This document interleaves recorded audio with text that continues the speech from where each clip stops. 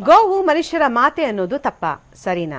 ಉಳಿದ ಪ್ರಾಣಿಗಳಂತೆ ಹಸು ಕೇವಲ ಪ್ರಾಣಿ ಅಷ್ಟೇನಾ? ಹಿಂದೂ ಧರ್ಮದಲ್ಲಿ ಗೋವಿಗೆ ಮಾತೆಯ ಸ್ಥಾನ ಯಾಕೆ?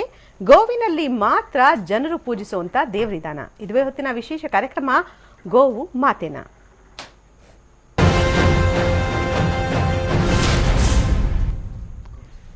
ಹಿಂದೂಗಳು ಪೂಜನೀಯ ಭಾವದಿಂದ ಪೂಜಿಸುವ ಗೋವು ಯಾವಾಗಲೂ ವಿವಾದದ ಕೇಂದ್ರಬಿಂದುವೆ. ಅವನ್ನೇ ಗುರಿಯಾಗಿಸಿಕೊಂಡು ಟೀಕಿಸ್ತಾ ಇವೆ.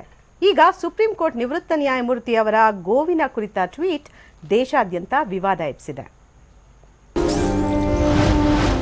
ಗೋವು ಮನುಷ್ಯರ ಮಾತೆ ಅನ್ನೋದು ತಪ್ಪ, ಸರಿನಾ? ಉಳಿದ ಪ್ರಾಣಿಗಳಂತೆ ಹಸು ಕೇವಲ ಪ್ರಾಣಿಯಷ್ಟೇನಾ?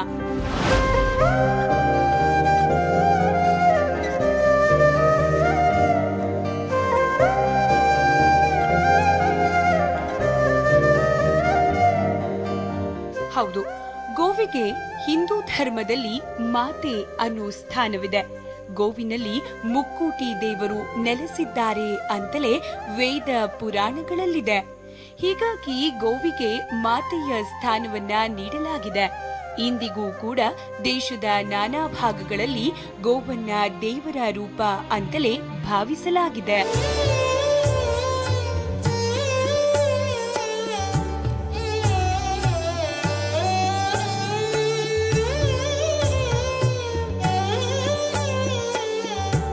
ಇದು ಎಲ್ಲರಿಗೂ ಗೊತ್ತಿರೋ ವಿಷಯನೇ. ಆದ್ರೆ ಗೋವು ಪದೇ ಪದೇ ವಿವಾದದ ಕೇಂದ್ರ ಬಿಂದುವಾಗ್ತಿದೆ. ಅದು ರಾಜಕೀಯ ವಿಚಾರಕ್ಕೆ ಆಗಿರಬಹುದು, ಧಾರ್ಮಿಕ ವಿಚಾರಕ್ಕೆ ಆಗಿರಬಹುದು. ಗೋವು ವಿವಾದ ಸೃಷ್ಟಿಸೋರ ಟಾರ್ಗೆಟ್ ಆಗ್ತಿದೆ. ಸದ್ಯ ಗೋವಿಗೆ ಯಾಕೆ ಮಾತೆಯ ಸ್ಥಾನ ಅನ್ನೋ ವಿಚಾರವಾಗಿ ಕಾಂಟ್ರವರ್ಸಿ ಕ್ರಿಯೇಟ್ ಆಗಿದೆ.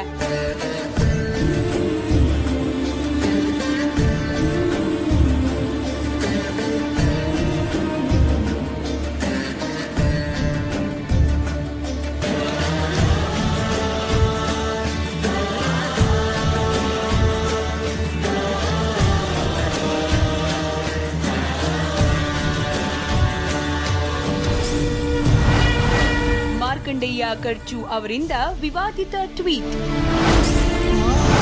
ಪ್ರಾಣಿ ಮನುಷ್ಯರ ಮಾತೆಯಾಗಲು ಹೇಗೆ ಸಾಧ್ಯವೆಂದು ಪ್ರಶ್ನೆ.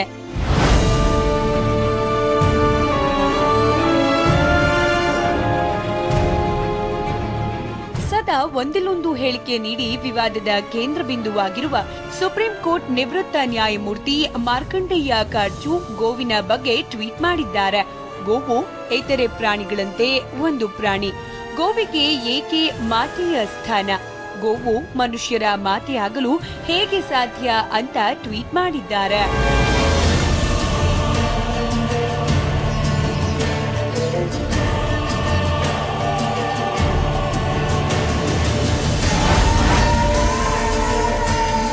ಹಸು ಕೂಡ ಒಂದು ಪ್ರಾಣಿ. ಶ್ವಾನ ಮತ್ತು ಕುದುರೆಯಂತೆ ಗೋವು ಒಂದು ಪ್ರಾಣಿಯೇ. ಆ ಪ್ರಾಣಿ ಗೋಮಾತ ಆಗಲು ಹೇಗೆ ಸಾಧ್ಯ? ಒಂದು ಪ್ರಾಣಿ ಮನುಷ್ಯರ ಮಾತೆ ಆಗಲು ಸಾಧ್ಯವೇ? ಗೋಮಾಂಸ ತಿನ್ನುವುದು ಯಾವುದೇ ಕಾರಣಕ್ಕೂ ತಪ್ಪಲ್ಲ. ನಾನು ಕೂಡ ಗೋಮಾಂಸ ತಿನ್ನುತ್ತೇನೆ. ಗೋಮಾಂಸ ತಿನ್ನುವುದು ಒಂದು ಧರ್ಮದ ಸಂಸ್ಕೃತಿ ಅಲ್ಲ ಅಂತ ಹೇಳುವವರು ಹಿಂದೂ ಸಂಪ್ರದಾಯದಲ್ಲಿರುವ ಹುಳುಕುಗಳನ್ನು ನೋಡಬೇಕು. ಉದಾಹರಣೆಗೆ ಜಾತಿ ವ್ಯವಸ್ಥೆ. ಹೀಗೆ ಮಾರ್ಕಂಡೇಯ ಖರ್ಚು ಟ್ವೀಟ್ ಮಾಡಿದ್ದಾರೆ. ಇದಿಷ್ಟೇ ಅಲ್ಲ, ಇನ್ನೊಂದು ಹೆಜ್ಜೆ ಮುಂದೆ ಹೋಗಿ ಹಸುವಿನ ಹಾಲಿನ ಬಗ್ಗೆಯೂ ವ್ಯಂಗ್ಯವಾಡಿದ್ದಾರೆ.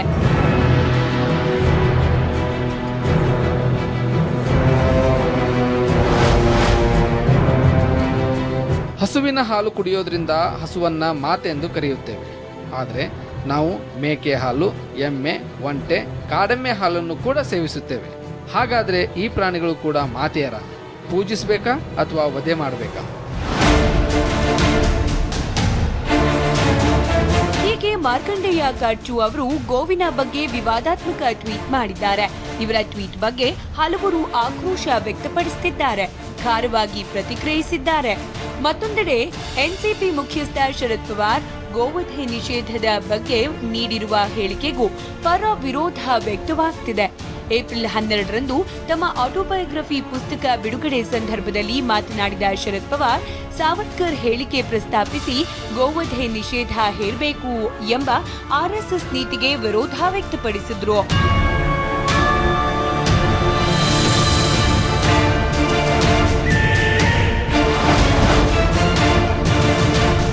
ವಿನಾಯಕ ಸಾವರ್ಕರ್ ಸಾರ್ವಜನಿಕರ ಮುಂದೆಯೇ ಗೋವು ಒಂದು ಉಪಯೋಗಕಾರಿ ಪ್ರಾಣಿ ಎಂದು ಹೇಳಿದ್ರು.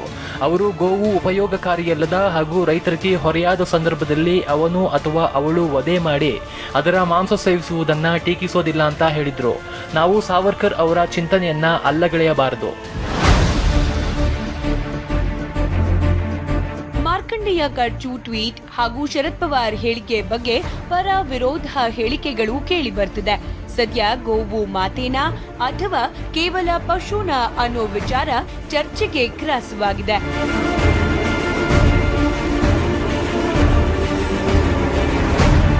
Bureau report, TV9. ಗೋವು ಮಾತೇನಾ ಪಶುನ ಈ ವಿಚಾರದ ಬಗ್ಗೆ ಮಾತನಾಡಲಿಕ್ಕೋಸ್ಕರ ನಮ್ಮ ಜೊತೆಗಿದ್ದಾರೆ ದೈವಜ್ಞ KN ಸೋಮಯಾಜಿ ಅವರು, ಧರ್ಮಶಾಸ್ತ್ರ ಪಂಡಿತರು. ಹಾಗೆ ನಮ್ಮ ಜೊತೆಗಿದ್ದಾರೆ ಬಂಜಿಗೆರೆ ಜಯಪ್ರಕಾಶ್ ಅವರು, ಪ್ರಗತಿಪರ ಚಿಂತಕರು. ಇನ್ನು ರಾಜ್ಯ ಹಿಂದುಳಿದ ಆಯೋಗದ ಮಾಜಿ ಅಧ್ಯಕ್ಷರು, ವಕೀಲರಾದಂತಹ CS ದ್ವಾರಕಾನಾಥ್ ಅವರು ನಮ್ಮ ಜೊತೆಗಿದ್ದಾರೆ. ಹಾಗೆಯೇ ಇನ್ನು ಸ್ವಲ್ಪ ಹೊತ್ತಿನಲ್ಲಿ ಜಾಯ್ನ್ ಆಗ್ತಾರೆ ವಿಶ್ವ ಗೋರಕ್ಷಕ ಮಂಡಳಿಯ ಅಧ್ಯಕ್ಷರಾದ ದಯಾನಂದ ಸ್ವಾಮೀಜಿ. ಮತ್ತು ನಮ್ಮ ಜೊತೆಗಿರ್ತಾರೆ ಧಾರ್ಮಿಕ ಚಿಂತಕರಾದಂತಹ ಡಾಕ್ಟರ್ ಶಲಪಿಳ ಅಯ್ಯಂಗಾರ್, ಮೈಸೂರು ಸ್ಟುಡಿಯೋದಲ್ಲಿರ್ತಾರೆ. ಈಗ ನಾನು ಬಂಜಿಗೆರೆ ಜಯಪ್ರಕಾಶ್, ದ್ವಾರಕಾನಾಥ್ ಮತ್ತು ದೈವಜ್ಞ KN ಸೋಮಯಾಜಿ ಅವರ ಜೊತೆಗೆ ಮಾತಾಡ್ತೀನಿ. ನಮಸ್ಕಾರ, ಎಲ್ರಿಗೂ ಕಾರ್ಯಕ್ರಮಕ್ಕೆ ಸ್ವಾಗತ. ಮೊದಲಿಗೆ ದೈವಜ್ಞ ಸೋಮಯಾಜಿ ಅವರೇ, ಈ ಹೇಳಿಕೆ ಬಗ್ಗೆ ತಮ್ಮ ಅಭಿಪ್ರಾಯ ಏನು ಸರ್? ಓಂ ಶ್ರೀ ಗುರುಭ್ಯೋ ನಮಃ. ನಾರಾಯಣಾಯ ವಿದ್ಮಹೇ ವಾಸುದೇವಾಯ ಧೀಮಹಿ ತನ್ನೋ ವಿಷ್ಣುಃ ಪ್ರಚೋದಯಾತ್. ಭಾರತೀ ಕರುಣಾಪಾತ್ರಂ ಭಾರತೀ ಪದಭೂಷಣಂ ಭಾರತೀ ಪದಮಾರೂಢಂ ಭಾರತೀ ತೀರ್ಥಮಾಶ್ರಯೇ. ನಿಮ್ಮ ಪ್ರಶ್ನೆಗೆ ಉತ್ತರ ಹೇಳೋದಕ್ಕೆ ಮುಂಚೆ ಮೊಟ್ಟ ಮೊದಲನೇದಾಗಿ ಇಡೀ ಮನುಕುಲಕ್ಕೆ ಒಂದು ಆಶ್ರಯದಾತವಾಗಿರ್ತಕ್ಕಂತಹ ಗೋಮಾತೆ ಚರಣಕಮಲಗಳಿಗೆ ಸಾಷ್ಟಾಂಗ ನಮಸ್ಕಾರವನ್ನು ಸಮರ್ಪಿಸ್ತಾ ಆ ಹೇಳಿಕೆಯನ್ನು ನಾನು ತೀವ್ರ ವಿರೋಧಿಸ್ತೀನಿ. ನಮ್ಮ ಭಾರತೀಯ ಪದ್ಧತಿ ಪರಂಪರೆಯಲ್ಲಿ ಆ ಪ್ರಾಣಿಯಾದಂತಹ ಹಸುವನ್ನು ಗೋಮಾತೆ ಅಂತಕ್ಕಂಥ ಒಂದು ಪೂಜ್ಯ ಸ್ಥಾನವನ್ನು ಕೊಟ್ಟರು. ಅದು ಮನುಕುಲಕ್ಕೆ ಬಹಳ ಅತ್ಯಂತ ಸಹಕಾರಿ ಉಪಕಾರಿಯಾದಂತಹ ಒಂದು ಪುಣ್ಯಜೀವಿ ಅಂಥೇಳಿ ನಮಗೆ ಅನುಭವಕ್ಕೆ ಬಂದಿರತಕ್ಕಂಥದ್ದು. ಹಾಗಾಗಿ ಆ ಒಂದು ಪುಣ್ಯಜೀವಿಗೆ ಮಾತೃಸ್ಥಾನವನ್ನು ಕೊಟ್ವಿ. ಮಾತೆ ಅಂತಂದರೆ ಜನ್ಮ ಕೊಟ್ಟ ತಾಯಿ ಅಂತಲ್ಲ, ಮಾತೃಸ್ಥಾನವನ್ನು ಕೊಟ್ಟು ಅದರ ಸಂತತಿ ಉಳಿವಿನಿಂದ ಮನುಕುಲಕ್ಕೆ ಬಹಳ ಉಪಯೋಗವಾಗುತ್ತೆ ಅಂಥೇಳಿ ಅದರ ರಕ್ಷಣೆಗಾಗಿ ಸಾಕಷ್ಟು ಪೂಜ್ಯ ಸ್ಥಾನವನ್ನು ಕೊಟ್ಟು ಉನ್ನತ ಸ್ಥಾನದಲ್ಲಿಟ್ಟಿದ್ವಿ. ಹಾಗಂದ ಮಾತ್ರಕ್ಕೆ ಗೋಮಾಂಸ ತಿಂತಕ್ಕಂಥ ತಪ್ಪು ಅಂತಲೋ ಅಥವಾ ತಿಂತಕ್ಕಂಥವ್ರನ್ನೆಲ್ಲ ದೇಶದಿಂದ ಹೊರಹಾಕಿ ಅಂತಲೋ ಆ ಥರ ಹೇಳೋದಕ್ಕೆ ನಾವು ಹೋಗ್ತಾ ಇಲ್ಲ ಇಲ್ಲಿ. ಆದರೆ ಆ ಒಂದು ಸಂತತಿ ಉಳಿಬೇಕು, ಬೆಳಿಬೇಕು. ಅದರಿಂದ ಮನುಕುಲದ ಸಮಾಜದ ಎಲ್ಲ ವರ್ಗದವರಿಗೂ ಕೂಡ ಬಹಳ ಉಪಯೋಗವಾಗ್ತಕ್ಕಂಥ ಒಂದು ಉತ್ತಮ ಜೀವಿ ಅದು ಅಂಥೇಳಿ ಆ ಪೂಜ್ಯ ಸ್ಥಾನವನ್ನು ಕೊಟ್ಟಿದ್ದೀವಿ. ಆ ಪೂಜ್ಯ ಸ್ಥಾನ ಇಲ್ಲದೇ ಇದ್ದರೆ ಅದರ ಅವನತಿ ಬೇರೆ ಎಷ್ಟೋ ಪ್ರಾಣಿಗಳ ಅವನತಿ ಆದಾಗ ಇವತ್ತಿಗೆ ಆಗೋಗ ಸಾಧ್ಯತೆಗಳಿತ್ತು. ಬೇರೆ ಪಶುಗಳ ಹಾಲನ್ನು ನಾವು ಕುಡಿತೀವಿ ಅಂತಂದರೆ ಅದು ಇಷ್ಟು ವ್ಯಾಪಕವಾಗಿಲ್ಲ, ವಿಶ್ವಾದ್ಯಂತ ಇಷ್ಟು ವ್ಯಾಪಕವಾಗಿಲ್ಲ. ಹಾಗಾಗಿ ಈ ಗೋವಿನ ಹಾಲಿಗೆ ಇರತಕ್ಕಂತಹ ಕೆಲವಷ್ಟು ವಿಶೇಷ ಗುಣಗಳು ಬೇರೆ ಪಶುಗಳಲ್ಲಿ ಸಿಗ್ತಕ್ಕಂಥದ್ರಲ್ಲಿ ಇರೋದಿಲ್ಲ. ಇದನ್ನೆಲ್ಲದನ್ನು ಗಮನದಲ್ಲಿಟ್ಟುಕೊಂಡು ಸುರಭಿರ್ ವೈಷ್ಣವಿ ಮಾತಾ ಸುರ ಲೋಕೆ ಮಹೀಯತೆ, ವೇದದಲ್ಲಿ ನಮ್ಮ ಶಾಸ್ತ್ರದಲ್ಲಿ ಗೋವಿಗೆ ಅತ್ಯಂತ ಪೂಜ್ಯ ಸ್ಥಾನವನ್ನು ಕೊಟ್ಟಿದ್ದೀವಿ. ಯಾರೇ ಆದರೂ ಕೂಡ ಅದನ್ನು ಖಂಡಿಸ್ತಕ್ಕಂಥದ್ದು ಅಥವಾ ಅದನ್ನು ಕೊಟ್ಟಿರ್ತಕ್ಕಂಥ ತಪ್ಪು ಅಂತಕ್ಕಂಥದ್ದನ್ನು ನಾನು ವಿರೋಧಿಸ್ತೀನಿ ಸ್ಪಷ್ಟವಾಗಿ. ಓಕೆ, ನಿಮ್ಮ ಪ್ರಕಾರ ಗೋವು ಮಾತೇನೆ, ಖಂಡಿತವಾಗಿ ಪಶುವಾಗಿ ಪರಿಗಣಿಸೋದು ಸರಿಯಲ್ಲ ಅಂತ ಹೇಳ್ತೀರಾ? ಈಗ ನಾವು ಎಲ್ಲ ಒಂಥರ ಪಶುಗಳೇ ಒಂಥರದಲ್ಲಿ ನೋಡಿಕೊಂಡು ಹೋದರೆ ಮನುಷ್ಯ ಪ್ರಾಣಿ, ಅದೇ ಥರ ಬೇರೆ ಬೇರೆ ಪ್ರಾಣಿಗಳು. ಸೃಷ್ಟಿಯ ಎಲ್ಲ ಜೀವಿಗಳಲ್ಲೂ ಕೂಡ ದೈವತ್ವವನ್ನು ಕಂಡು ಪೂಜ್ಯ ಸ್ಥಾನವನ್ನು ಕೊಟ್ಟು ಗೌರವಿಸ್ತಕ್ಕಂಥದ್ದು ಭಾರತೀಯ ಸಂಸ್ಕೃತಿಯ ಅವಿಭಾಜ್ಯ ಅಂಗ. ಸೃಷ್ಟಿಯ ಎಲ್ಲ ಜೀವಿಗೂ ಕೂಡ ಶನ್ನೋ ಅಸ್ತು ದ್ವಿಪದೇ ಶಂಚತುಷ್ಪದೇ ಅಂದ್ರು. ಯಾವ ಪ್ರಾಣಿಯನ್ನು ನಾವು ನಿಕೃಷ್ಟವಾಗಿ ನೋಡಿಲ್ಲ, ನೋಡೋದು ಇಲ್ಲ. ಆದರೆ ಕೆಲವು ಪ್ರಾಣಿಗಳಿಗೆ ವಿಶೇಷವಾದಂತಹ ಒಂದು ಮಾನ್ಯತೆ ಕೊಡ್ತೀವಿ, ಅದರ ಗುಣಕ್ಕಾಗಿ, ಅದರ ಉಪಯೋಗಕ್ಕಾಗಿ. ಮನುಷ್ಯರಲ್ಲೂ ಕೂಡ ಎಲ್ಲರೂ ಮನುಷ್ಯರೇ ಆದರೂ ಕೂಡ ಕೆಲವು ವ್ಯಕ್ತಿಗಳು ವಿಶೇಷವಾದಂಥ ಸ್ಥಾನ ಕೊಡ್ತೀವಿ, ಕೆಲವು ವ್ಯಕ್ತಿಗಳಿಗೆ ದೊಡ್ಡ ಒಂದು ವಿಶೇಷವಾದ ಮರ್ಯಾದೆ, ಸ್ಥಾನ, ಪೂಜ್ಯ ಭಾವವನ್ನು ಕೊಡ್ತೀವಿ. ಆ ವ್ಯಕ್ತಿಯಲ್ಲಿ ಇದ್ದಂತಹ ಕೆಲವಷ್ಟು ಗುಣಗಳಿಗಾಗಿ, ಆ ವ್ಯಕ್ತಿ ಸಮಾಜಕ್ಕೆ ಮಾಡ್ತಾ ಇದ್ದಂಥ ಕೆಲವಷ್ಟು ಒಳ್ಳೆಯ ಕೆಲಸಗಳಿಗಾಗಿ ಅವರ ಒಂದು ಪೂಜ್ಯ ಸ್ಥಾನವನ್ನು ನಾವು ಕೊಡ್ತೀವಿ. ಓಕೆ, ಹಸುವಿನಲ್ಲಿರುವಂತ ದೈವಿಕ ಗುಣಗಳಿಂದಾಗಿ ಅದಕ್ಕೆ ಪೂಜನೀಯ ಅದರ ಸ್ಥಾನವನ್ನು ದೈವಿಕ ಕೊಡಲಾಗಿದೆ ಗುಣ ಅಂತ. ಪ್ರಕೃತಿಗೆ, ಮನುಷ್ಯನಿಗೆ ಅದು ಕೊಡ್ತಕ್ಕಂಥ ಕೊಡುಗೆಗಾಗಿ ಅದಕ್ಕೊಂದು ವಿಶೇಷವಾದ ಸ್ಥಾನವನ್ನು ಕೊಟ್ಟಿದ್ದೀವಿ ಭಾರತೀಯ ಪರಂಪರೆಯಲ್ಲಿ. ಓಕೆ ಸರ್, CS ದ್ವಾರಕಾನಾಥ್ ಅವರೇ, ತಮ್ಮ ಅಭಿಪ್ರಾಯ ಏನು ಸರ್? ನಾನು ತಾಯಿನ ಯಾವ ಪ್ರಾಣಿಗೂ ಹೋಲಿಸೋಕೆ ಇಷ್ಟಪಡಲ್ಲ. ತಾಯಿ ಸರ್ವಶ್ರೇಷ್ಠಲಾದವಳು. ದೇವರಿಗೂ ಕೂಡ ನಾನು ತಾಯಿಯನ್ನು ಕಂಪೇರ್ ಮಾಡೋಕ್ಕೆ ಇಷ್ಟಪಡಲ್ಲ. ಯಾಕಂದರೆ ದೇವರಿಗಿಂತ ದೊಡ್ಡವಳು ತಾಯಿ. ತಾಯಿನ ಮತ್ತೆ ನಾನು ಒಂದು ಪ್ರಾಣಿಗೆ ಹೋಲಿಸಿ ರೆಡ್ಯೂಸ್ ಮಾಡೋಕ್ಕೂ ನಂಗೆ ಇಷ್ಟ ಇಲ್ಲ. ಯಾವುದೋ ಒಂದು ಪ್ರಾಣಿಗೆ ಹೋಲಿಸ್ಬಿಟ್ಟು ರೆಡ್ಯೂಸ್ ಮಾಡೋಕ್ಕೆ. ಇಲ್ಲಿ ಸ್ವಾಮೀಜಿಯವರು ಹೇಳ್ದಂಗೆ ಅದು ಅವರ ನಂಬಿಕೆಯನ್ನು ನಾನು ಗೌರವಿಸ್ತೇನೆ. ಅವ್ರಿಗೆ ಅದ್ರ ಬೇರೆ ಇರುವಂತಹ ಅದು ಭಾಳ ಉತ್ಕೃಷ್ಟವಾದಂತಹ ಹಾಲನ್ನು ಕೊಡುತ್ತೆ ಅಂತೇಳಿ. ನನಗೆ ಇದುವರೆಗೂ ಗೊತ್ತಿಲ್ಲ ಯಾವ ಹಸುನೂ ಹಾಲು ನಿಮಗೋಸ್ಕರ ಕೊಡ್ತಾ ಇದ್ದೀನಿ ಅಂತ ಹೇಳ್ದಂಗೆ ನನಗೆಲ್ಲೂ ನೆನಪಿಲ್ಲ. ಅಲ್ಲ, ಯಾವ ಹಸುರು ಹೇಳಿಲ್ಲ ಇದುವರೆಗೂ ನಾನು ಹಾಲು ನಿಮ್ಗಪ್ಪ ಕೊಡ್ತಿರೋದು. ಅದ್ರ ಕರುಗೆ ಅದು ನಾವು ಕದ್ದು ಕುಡಿತಾ ಇದ್ದೀವಿ. ತಪ್ಪು ಮಾಡಿದ್ದೀವಿ. ತಪ್ಪು ಮಾಡೋದಕ್ಕೆ ಪಶ್ಚಾತ್ತಾಪವಾಗಿ ನಾವು ಬೇಕಾದರೆ ಸ್ವಾಮೀಜಿಗಳು ಅವ್ರನ್ನ ಮಾತೃಶ್ರೀ ಅಂತ ಕರೆದುಕೊಳ್ಳಿ. ನೀವು ಮಾಡಿದ ತಪ್ಪಿಗೆ ಮಾತೃಶ್ರೀ ಅಂತ ಕರೆದುಕೊಳ್ಳಿ. ಒಂದು ಆಕೆ ಮಾತೇನೋದಾದರೆ, ಆಕೆ ಹಾಲು ಕೊಡೋದೇನೋದಾದರೆ ಒಂದು ಸಣ್ಣ ಎಕ್ಸಾಂಪಲ್ ನಾನು ಹೇಳಲಿಕ್ಕೆ ಇಚ್ಛೆಪಡ್ತೇನೆ. ಮಾತೆಯ ಚರ್ಮದಿಂದ ನಾವು ಚಪ್ಪಲಿ ಮಾಡ್ಕೊಂಡು ಓಡಾಡ್ಬೋದಾ? ಸ್ವಾಮೀಜಿಗಳು ಚಪ್ಪಲಿ ತೋರಿಸ್ಲಿ, ಅದಕ್ಕೆ ಚರ್ಮದ ಅಲ್ವಾ ಅಂತ ಹೇಳ್ಬಿಟ್ಟು ಅಲ್ಲ, ಅವ್ರನ್ನೇಗ್ಲೇ ತೋರಿಸ್ಬೇಡ, ತಾವು ಒಪ್ಪಣೆ ಕೊಟ್ರೆ. ಅಲ್ಲ ಹೇಳಿದ್ದು, ಯಾಕಂದ್ರೆ ನಾನು ಚಪ್ಪಲಿ ಯಾಕೆ ಅಂತ ಹೇಳಿದ್ರೆ ಪ್ಲಾಸ್ಟಿಕ್ ಅಲ್ಲಲ್ಲ ಇರ್ಲಿ ಅಲ್ಲ ನಾನು ಹೇಳಿದ್ದು ಎಕ್ಸಾಂಪಲ್ ಹೇಳಿದ್ದು. ಮಾತೆಯ ಇದನ್ನ ನಾವು ಚಪ್ಪಲಿ ಮಾಡ್ಕೊಂಡು ನೋಡೋದು ಸರಿನಾ? ಮಾತೆಯ ಹಾಲಲ್ಲಿ ಯಾರಾದ್ರೂ ತಾಯಿ ಹಾಲಲ್ಲಿ ಐಸ್ ಕ್ರೀಮು ಜಾಮೂನು ಮಾಡ್ಕೊಂಡು ತಿಂತಾರ? ಯಾರಾದ್ರೂ ಮಾತೆ ಹಾಲನ್ನ ಡಬ್ಬಗಳಿಗೆ ಪೌಡರ್ ಮಾಡಿ ಮಾರ್ತಾರ? ಯಾರಾದ್ರೂ ಅದನ್ನ ಪೌಚಗಳಿಗೆ ಹಾಕ್ಬಿಟ್ಟು ನಂದಿನಿ ಮಿಲ್ಕ್ ಅಂತಲೋ ಇನ್ಯಾವುದೋ ಒಂದು ಹೆರಿಟೇಜ್ ಮಿಲ್ಕ್ ಅಂತಲೋ ಮಾರ್ತಾರ? ಅಂದ್ರೆ ನಾವು ಒಂದು ಕಡೆ ಮಾತೆ ಅಂತ ಹೇಳ್ತಾ ಇದ್ದೀವಿ, ಮಾತೆನ ಈ ರೀತಿ ಒಂದು ಸೇಲಬಲ್ ಗೂಡ್ಸ್ ಆಗಿ ಮಾಡ್ಕೊಂಡು ಅವಮಾನನೂ ಮಾಡ್ತಾರೆ. ವ್ಯಾಪಾರೀಕರಣಕ್ಕೆ ಬಳಸ್ಕೊ ತಾಯಿನ ಈ ತರ ಬಳಸ್ಕೊಂಡು ಒಂದ್ ನಿಮಿಷ ಹೇಳ್ಬಿಡ್ತೀನಿ ಸ್ವಾಮೀಜಿ, ನಾನು ಪೂರ್ತಿ ಹೇಳ್ಬಿಡ್ತೀನಿ. ಬಳಸ್ಕೊಳ್ತಾರೆ ಒಂದು ತಪ್ಪು ಅನ್ನೋದು. ಈಗಲೂ ಕೂಡ ಸ್ವಾಮೀಜಿಗಾಗ್ಲಿ, ನನಗಾಗ್ಲಿ, ಬಂಜಗರಿಗಾಗ್ಲಿ, ಯಾರಿಗಾದ್ರೂ ಕಾಯಿಲೆ ಬಂದ್ರು ಕೂಡ ಅದೇ ಹಸುವಿಂದ ತಗೊಂಡಿರುವಂತ ಇನ್ಸುಲಿನ್ ನಮಗೆ ಕೊಡುವಂಥದ್ದು. ಅದಕ್ಕೆ ನೋವು ಕೊಡದೆ ನಮ್ಮ ತಾಯಿಯಿಂದ ಇನ್ಸುಲಿನ್ ಯಾರು ರಿಸೀವ್ ಮಾಡ್ಕೊಳ್ಳಲ್ಲ. ಅದೊಂದು ಪ್ರಾಣಿ ಅಂತ ನಾವು ಮಾಡ್ಕೊಳ್ತಾ ಇರೋದು. ಅದಕ್ಕೆ ಗೌರವ ಕೊಡಿ, ನಾನು ಬೇಡ ಅನ್ನಲ್ಲ. ಅದು ಹಾಲು ಕೊಡುತ್ತೆ ಅನ್ನೋದಕ್ಕೋಸ್ಕರನೇ ನೀವು ಅದನ್ನ ಮಾತೆ ಅಂತ ಕರೆಯೋದಾದ್ರೆ, ಕುರಿ ಪ್ರಾಣನೇ ಕೊಡುತ್ತೆ. ಕುರಿ ಮಾತೆ ಎಷ್ಟು ದೊಡ್ಡದು? ಇವೆಲ್ಲಕ್ಕಿಂತಲೂ ದೊಡ್ಡದಲ್ವಾ ಕುರಿ ಮಾತೆ? ಕೋಳಿ ಮಾತೆ, ಮೇಕೆ ಮಾತೆ, ಹಂದಿ ಮಾತೆ, ಅವೆಲ್ಲ ಎಲ್ಲಕ್ಕಿಂತಲೂ ದೊಡ್ಡವಲ್ವಾ? ಇಲ್ಲಿ ಹಸುವನ್ನ ಒಂದು ಜಾತಿಗೆ ಒಂದು ಇದಕ್ಕೆ ಕಟ್ಟಾಕಿರೋದ್ರಿಂದಾಗಿ ಅದಕ್ಕೆ ಮಾತ್ರ ಪ್ರಾಶಸ್ತ್ಯ ಕೊಡ್ತಾ ಇದ್ದಾರೆ. ನಾವು ಎಲ್ಲಾ ಪ್ರಾಣಿಗಳಂತೆ ನೋಡಬೇಕು, ತಾಯಿನ ತಾಯಿಯಂತೆ ನೋಡಬೇಕು ಹೊರತು ತಾಯಿನ ಒಂದು ಪ್ರಾಣಿಗೆ ರೆಡ್ಯೂಸ್ ಮಾಡಬಾರ್ದು. ಅದು ನಿಜವಾಗ್ಲೂ ಕೂಡ ಬಹಳ ಮಾತೆಗೆ ಮಾಡುವಂತಹ ಅವಮಾನ. ಈಗ ನಾಳೆಯಿಂದ ಈಗ ಇವ್ರು ಪಶು ಅಂತ ಹೇಳಿದಾಗ ಪಶುನ ಮಾತೆ ಅನ್ನೋದಾದ್ರೆ ಎಂತ ಅನಾಹುತಗಳು ನಾವು ನೋಡ್ಬೇಕಾಗತ್ತೆ. ಪಶು ಸಂಗೋಪನೆ ಇಲಾಖೆ ಮಾತೃ ಸಂಗೋಪನಾ ಇಲಾಖೆ ಅಂತ ಮಾಡ್ಬಿಡ್ಬೇಕಾಗತ್ತಲ್ಲ, ಅದು ಕರಿಬೇಕಾಗತ್ತಾ? ಅದಕ್ಕೆ ಮಾತೃ ಸಂಗೋಪನಾ ಇಲಾಖೆಗೆ ಒಬ್ಬ ಮಂತ್ರಿ, ಮಾತೃ ಸಂಗೋಪನಾ ಇಲಾಖೆಯ ಮಂತ್ರಿಯವರು ಅಂತ ಹೇಳೋದು, ಇದೆಲ್ಲ ಎಷ್ಟು ರಿಡ್ಯೂಕಲ್ ಆಗುತ್ತೆ. ಈ ಕಾರಣದಿಂದಾಗಿ ನಾವು ಪ್ರಾಣಿಯಾಗಿ ನೋಡೋಣ, ಮನುಷ್ಯರಾಗಿ ನೋಡೋಣ. ವಿವೇಕಾನಂದವ್ರು ಬಹಳ ಚೆನ್ನಾಗಿ ಹೇಳ್ತಾ ಇರ್ತಾರೆ, ನೀವು ದನದ ಮಾಂಸ ತಿನ್ಬೇಕೋ ಅಥವಾ ಇದು ಆಪಲ್ ತಿನ್ಬೇಕು ಅನ್ನೋದು ನಿಮಗೆ ಬಿಟ್ಟಿದ್ದು. ನೀವು ನಿಜವಾಗ್ಲೂ ಕಷ್ಟಪಡೋರಾಗಿದ್ರೆ ನೀವು ದನದ ಮಾಂಸ ತಿನ್ಬೇಕಾಗತ್ತೆ. ಯಾಕಂದ್ರೆ ಶ್ರಮಜೀವಿಗಳು ದನದ ಮಾಂಸ ತಿನ್ಬೇಕಾಗತ್ತೆ. ಆಪಲ್ ರೇಟ್ ಎಷ್ಟು, ದನದ ಮಾಂಸದ ರೇಟ್ ಎಷ್ಟು ಅನ್ನೋದ್ರ ಬಗ್ಗೆ ಅವರು ಬಹಳ ಚೆನ್ನಾಗಿ ಬಹಳ ಕ್ಲಿಯರ್ ಆಗಿ ಹೇಳಿದ್ದಾರೆ. ಅದೇ ರೀತಿಯಲ್ಲಿ ಈಗಲೂ ಕೂಡ ಹಿಂದೂ ಧರ್ಮ ಬಂದ ನಂತರ ಇವೆಲ್ಲವೂ ಕೂಡ ಬಂದಿರೋದು ಅಂತ ನಾನು ಅಂದ್ಕೊಂಡಿದ್ದೇನೆ. ಹಿಂದೂ ಧರ್ಮ ಬರೋಕ್ ಮುಂಚೆಯಿಂದಲೂ ಅದು ಡೊಮೆಸ್ಟಿಕ್ ಅನಿಮಲ್ ಆಗಿತ್ತು. ಡೊಮೆಸ್ಟಿಕ್ ಅನಿಮಲ್ 10,000 ವರ್ಷಗಳಿಂದ ನಾವು ಅದನ್ನ ಬರೀ ಕೃಷಿಗೆ ಮತ್ತು ಅದು ಆಹಾರಕ್ಕೋಸ್ಕರ, ಹಾಲಿಗೋಸ್ಕರ ನಾವು ಅದನ್ನ ಸೇವಿಸ್ತಲೇ ಬಂದಿದ್ದೀವಿ. ಪ್ರಾಣಿಯಾಗಿ ಇರಲಿ. ಸರಿ. ಒಟ್ಟು ಏನಂದ್ರೆ ಅದು ಎಲ್ಲರ ಇವಾಗ ನಿವೃತ್ತ ನ್ಯಾಯಮೂರ್ತಿಗಳು ಹೇಳಿರೋ ಹಾಗೆ ಅದು ಒಂದು ನಾಯಿ, ಕುದುರೆ, ಬೇರೆ ಪ್ರಾಣಿಗಳಂತೆ ಅದು ಕೂಡ ಒಂದು ಪ್ರಾಣಿ. ಅದಕ್ಕೆ ವಿಶೇಷವಾದಂತ ಸ್ಥಾನಮಾನ ಕೂಡ ಅಗತ್ಯ ಇಲ್ಲ ಅಂತ ತಾಯಿನೂ ಹೋಲಿಸ್ತಾರೆ. ಫೈನ್ ಸರ್, ಮತ್ತಷ್ಟು ಮಾತಾಡ್ತೀನಿ. ಬಂಜಗೆರೆ ಜಯಪ್ರಕಾಶ್ ಅವರು ನಿಮ್ ಜೊತೆ ಮಾತಾಡ್ತೀನಿ ಸರ್. ನಾನು ಒಂದು ಚಿಕ್ಕ ಬ್ರೇಕ್ ನಂತರ ಮತ್ತೆ ಚರ್ಚೆ ಮುಂದುವರಿಯುತ್ತೆ.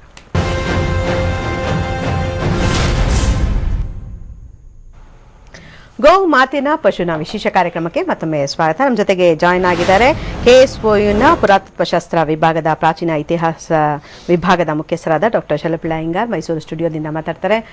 ನಮಸ್ಕಾರ ಡಾಕ್ಟರ್ ಶಲಪಿಳ್ಳ ಅಯ್ಯಂಗಾರ್ ಅವರೇ, ನಿಮ್ಮ ಅಭಿಪ್ರಾಯ ಏನು ಸರ್? ಇವಾಗ ನಿವೃತ್ತ ನ್ಯಾಯಮೂರ್ತಿಗಳು ಟ್ವೀಟ್ ಮಾಡಿದ್ದಾರೆ, ಹಸು ಕೇವಲ ಪಶು ಅಷ್ಟೇ, ಅದಕ್ಕೆ ದೈವಿ ಸ್ಥಾನವನ್ನ ಅಥವಾ ಮಾತೆ ಸ್ಥಾನವನ್ನ ಕೊಡಬೇಕಾಗಿಲ್ಲ ಅಂತ. ತಮ್ಮ ಅಭಿಪ್ರಾಯ ಏನು ಸರ್? ಈಗ ಭಾವನೆಗಳನ್ನು ತಗೋಬೇಕಾ ಅಥವಾ ವಿಜ್ಞಾನವನ್ನು ತಗೋಬೇಕಾ ಅಂತ ಒಂದು ಪ್ರಧಾನವಾದ ಅಂಶ. ಈಗ ವಿಜ್ಞಾನದ ಅಂಶದಲ್ಲಿ ತೆಗೆದುಕೊಂಡ್ರೆ ಪ್ರಪಂಚದಲ್ಲಿರುವವರೆಲ್ಲರೂ ಪಶುಗಳೇ. ಹಾಗಾಗಿ ನನ್ನ ತಾಯಿ, ಅವರ ತಾಯಿ, ಅಲ್ಲಿರುವ ನಿಮ್ಮ ಪ್ಯಾನಲಿಸ್ಟ್ಗಳ ತಾಯಿ, ನಿಮ್ಮ ತಾಯಿ ಎಲ್ಲ ಪಶುಗಳೇ, ಎಲ್ಲ ಪ್ರಾಣಿಗಳೇ. ನನ್ನ ತಾಯಿಗೆ ಮಾತ್ರ ಅತ್ಯಂತ ವಿಶೇಷವಾದ ಸ್ಥಾನ ಬೇರೆಯವರ ತಾಯಿಗೆ ಎಲ್ಲ ವಿಶೇಷವಾದ ಸ್ಥಾನ ಅಂತೇನಿಲ್ಲ. ಎಲ್ಲ ಪ್ರಾಣಿಗಳು ಅವುಗಳ ಸಹಜವಾದ ಪ್ರಕ್ರಿಯೆ ಮಾಡೋ ಹಾಗೆ ಎಲ್ಲ ತಾಯಿಗಳು ಅವುಗಳು ಏನು ಪಶುಗಳು ಮುಖ್ಯವಾಗಿ ಸಸ್ತನಿಗಳಾಗಿರೋದ್ರಿಂದ ಮಕ್ಕಳಿಗೆ ಜನ್ಮ ಕೊಡಬೇಕು, ನಾವು ಬದುಕಬೇಕು, ನಾವು ಸಾಯಬೇಕು. ಆದ್ದರಿಂದ ಎಲ್ಲರೂ ಪಶು ಸ್ಥಾನದಲ್ಲೇ ಇದ್ದೀವಿ. ಆದ್ದರಿಂದ ವೇದಗಳಲ್ಲಿ ಹೇಳುವಾಗ ಪರಮಾತ್ಮನನ್ನು ಒಬ್ಬನ್ನ ಬಿಟ್ಟು ಬಾಕಿಯವರೆಲ್ಲ ಪಶುಗಳು ಅಂದ್ಬಿಟ್ರು.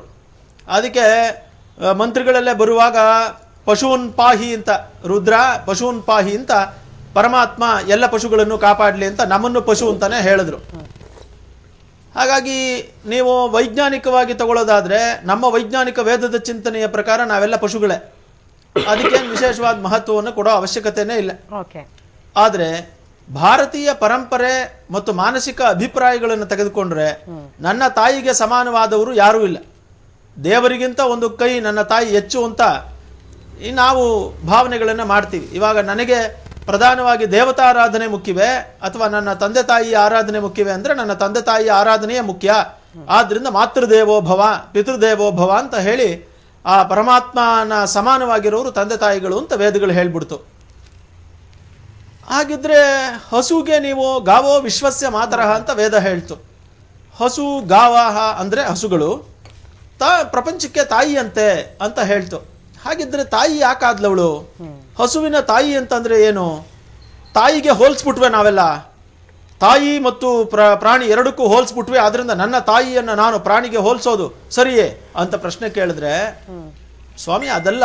ಮುಖ್ಯವಾಗಿ ಏನಾಗುತ್ತೆ ಅಂದ್ರೆ ಮಕ್ಕಳು ಹುಟ್ಟಿದಾಗ ತಾಯಿಯ ಹಾಲಿಲ್ಲದೆ ಬದುಕೋದಕ್ಕಾಗೋದಿಲ್ಲ.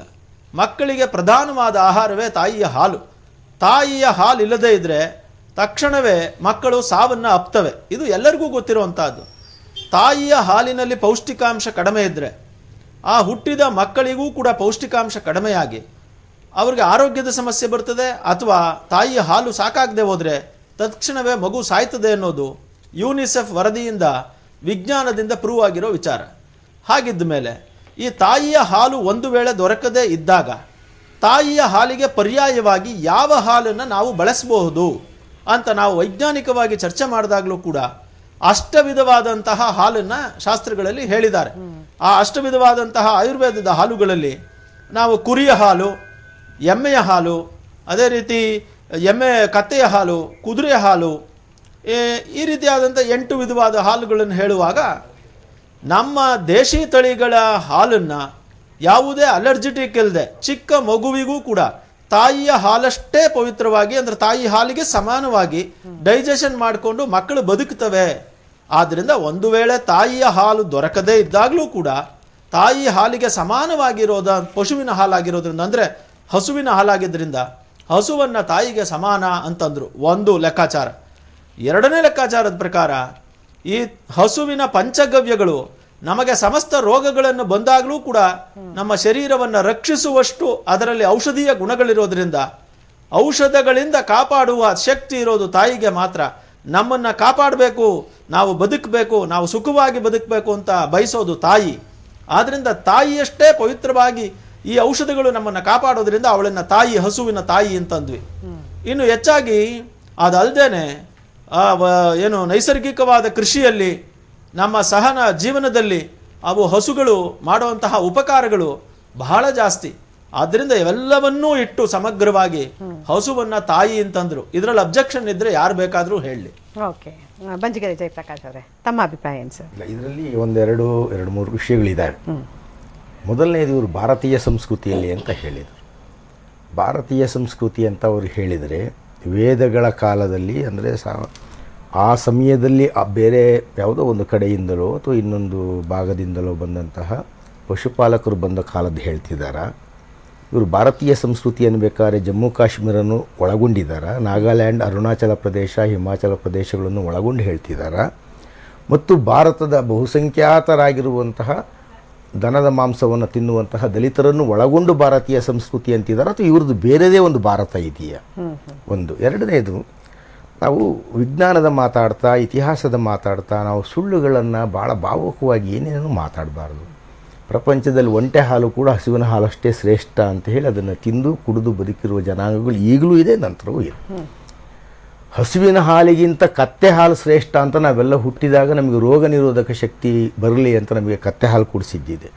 ಕುರುಬರು ಅವರು ಕುರಿಗಾಹಿಗಳು ಎಂದೂ ಹಸುವಿನ ಹಾಲನ್ನು ಕುಡಿಯೋದೇ ಇಲ್ಲ. ಅವರು ಮೊದಲಿಂದಲೂ ಕೂಡ ಮಂದೆಗಳ ಜೊತೆಗೆ ಓಡಾಡ್ತಾರೆ ಮತ್ತು ಅವುಗಳ ಹಾಲನ್ನೇ ಕುಡಿತಾರೆ, ಮೊಸರು ಮಾಡ್ತಾರೆ, ಅದನ್ನೇ ತಿಂತಾರೆ.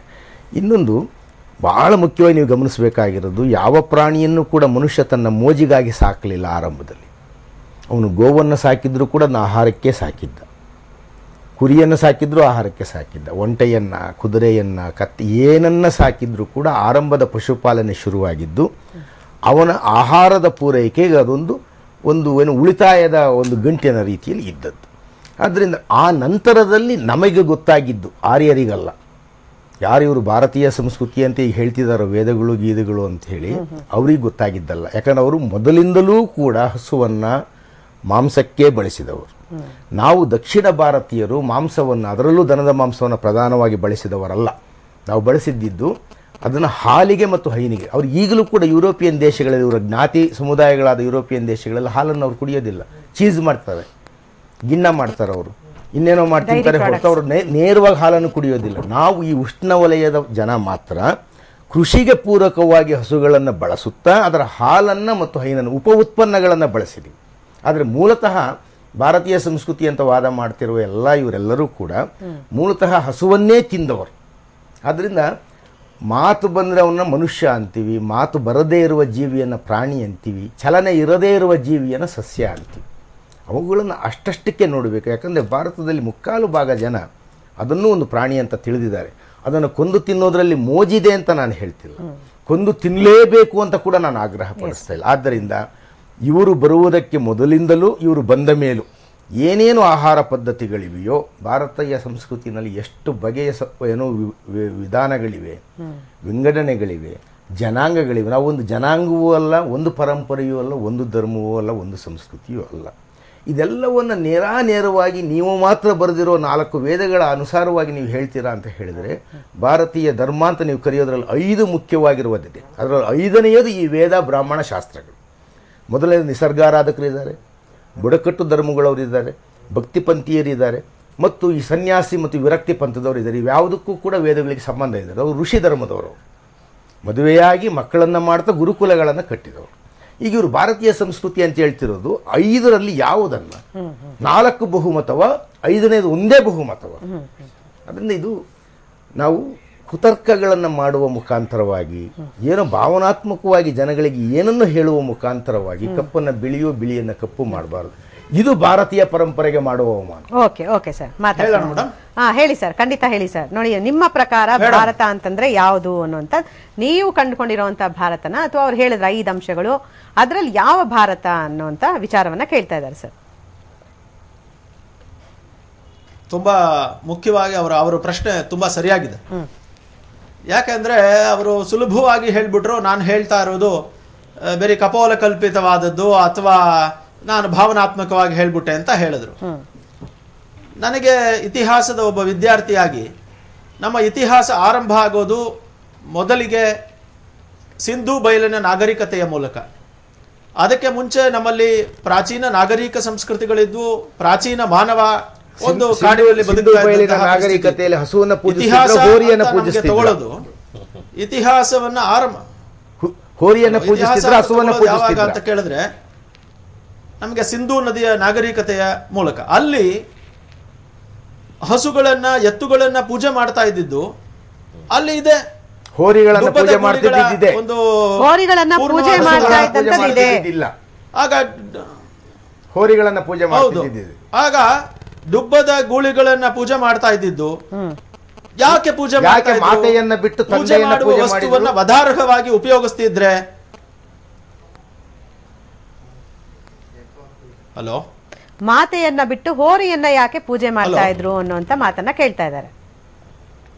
ಹಲೋ, ಒಂದ್ ನಿಮಿಷ ದಯವಿಟ್ಟು ಕೇಳಿಸ್ಕೊಳ್ಳಿ. ನಾನು ಇನ್ನು ಪೂರ್ತಿ ನಾನು ಹೇಳ್ಬಿಡ್ತೀನಿ. ತುಂಬಾ ಈಗ ಏನಾಗ್ತಾ ಇದೆ, ಇಡೀ ಭಾರತದಲ್ಲಿ ನಾವು 5,000 ವರ್ಷಗಳಿಂದ ಹಿಡಿದು ಇಲ್ಲಿಯ ತನಕ ಯಾವ ಸಂಸ್ಕೃತಿ ಇದೆಯೋ ಅದನ್ನ ನಾನು ಭಾರತೀಯ ಸಂಸ್ಕೃತಿ ಅಂತ ಉಲ್ಲೇಖ ಮಾಡ್ತೀನಿ. 1ನೇದು.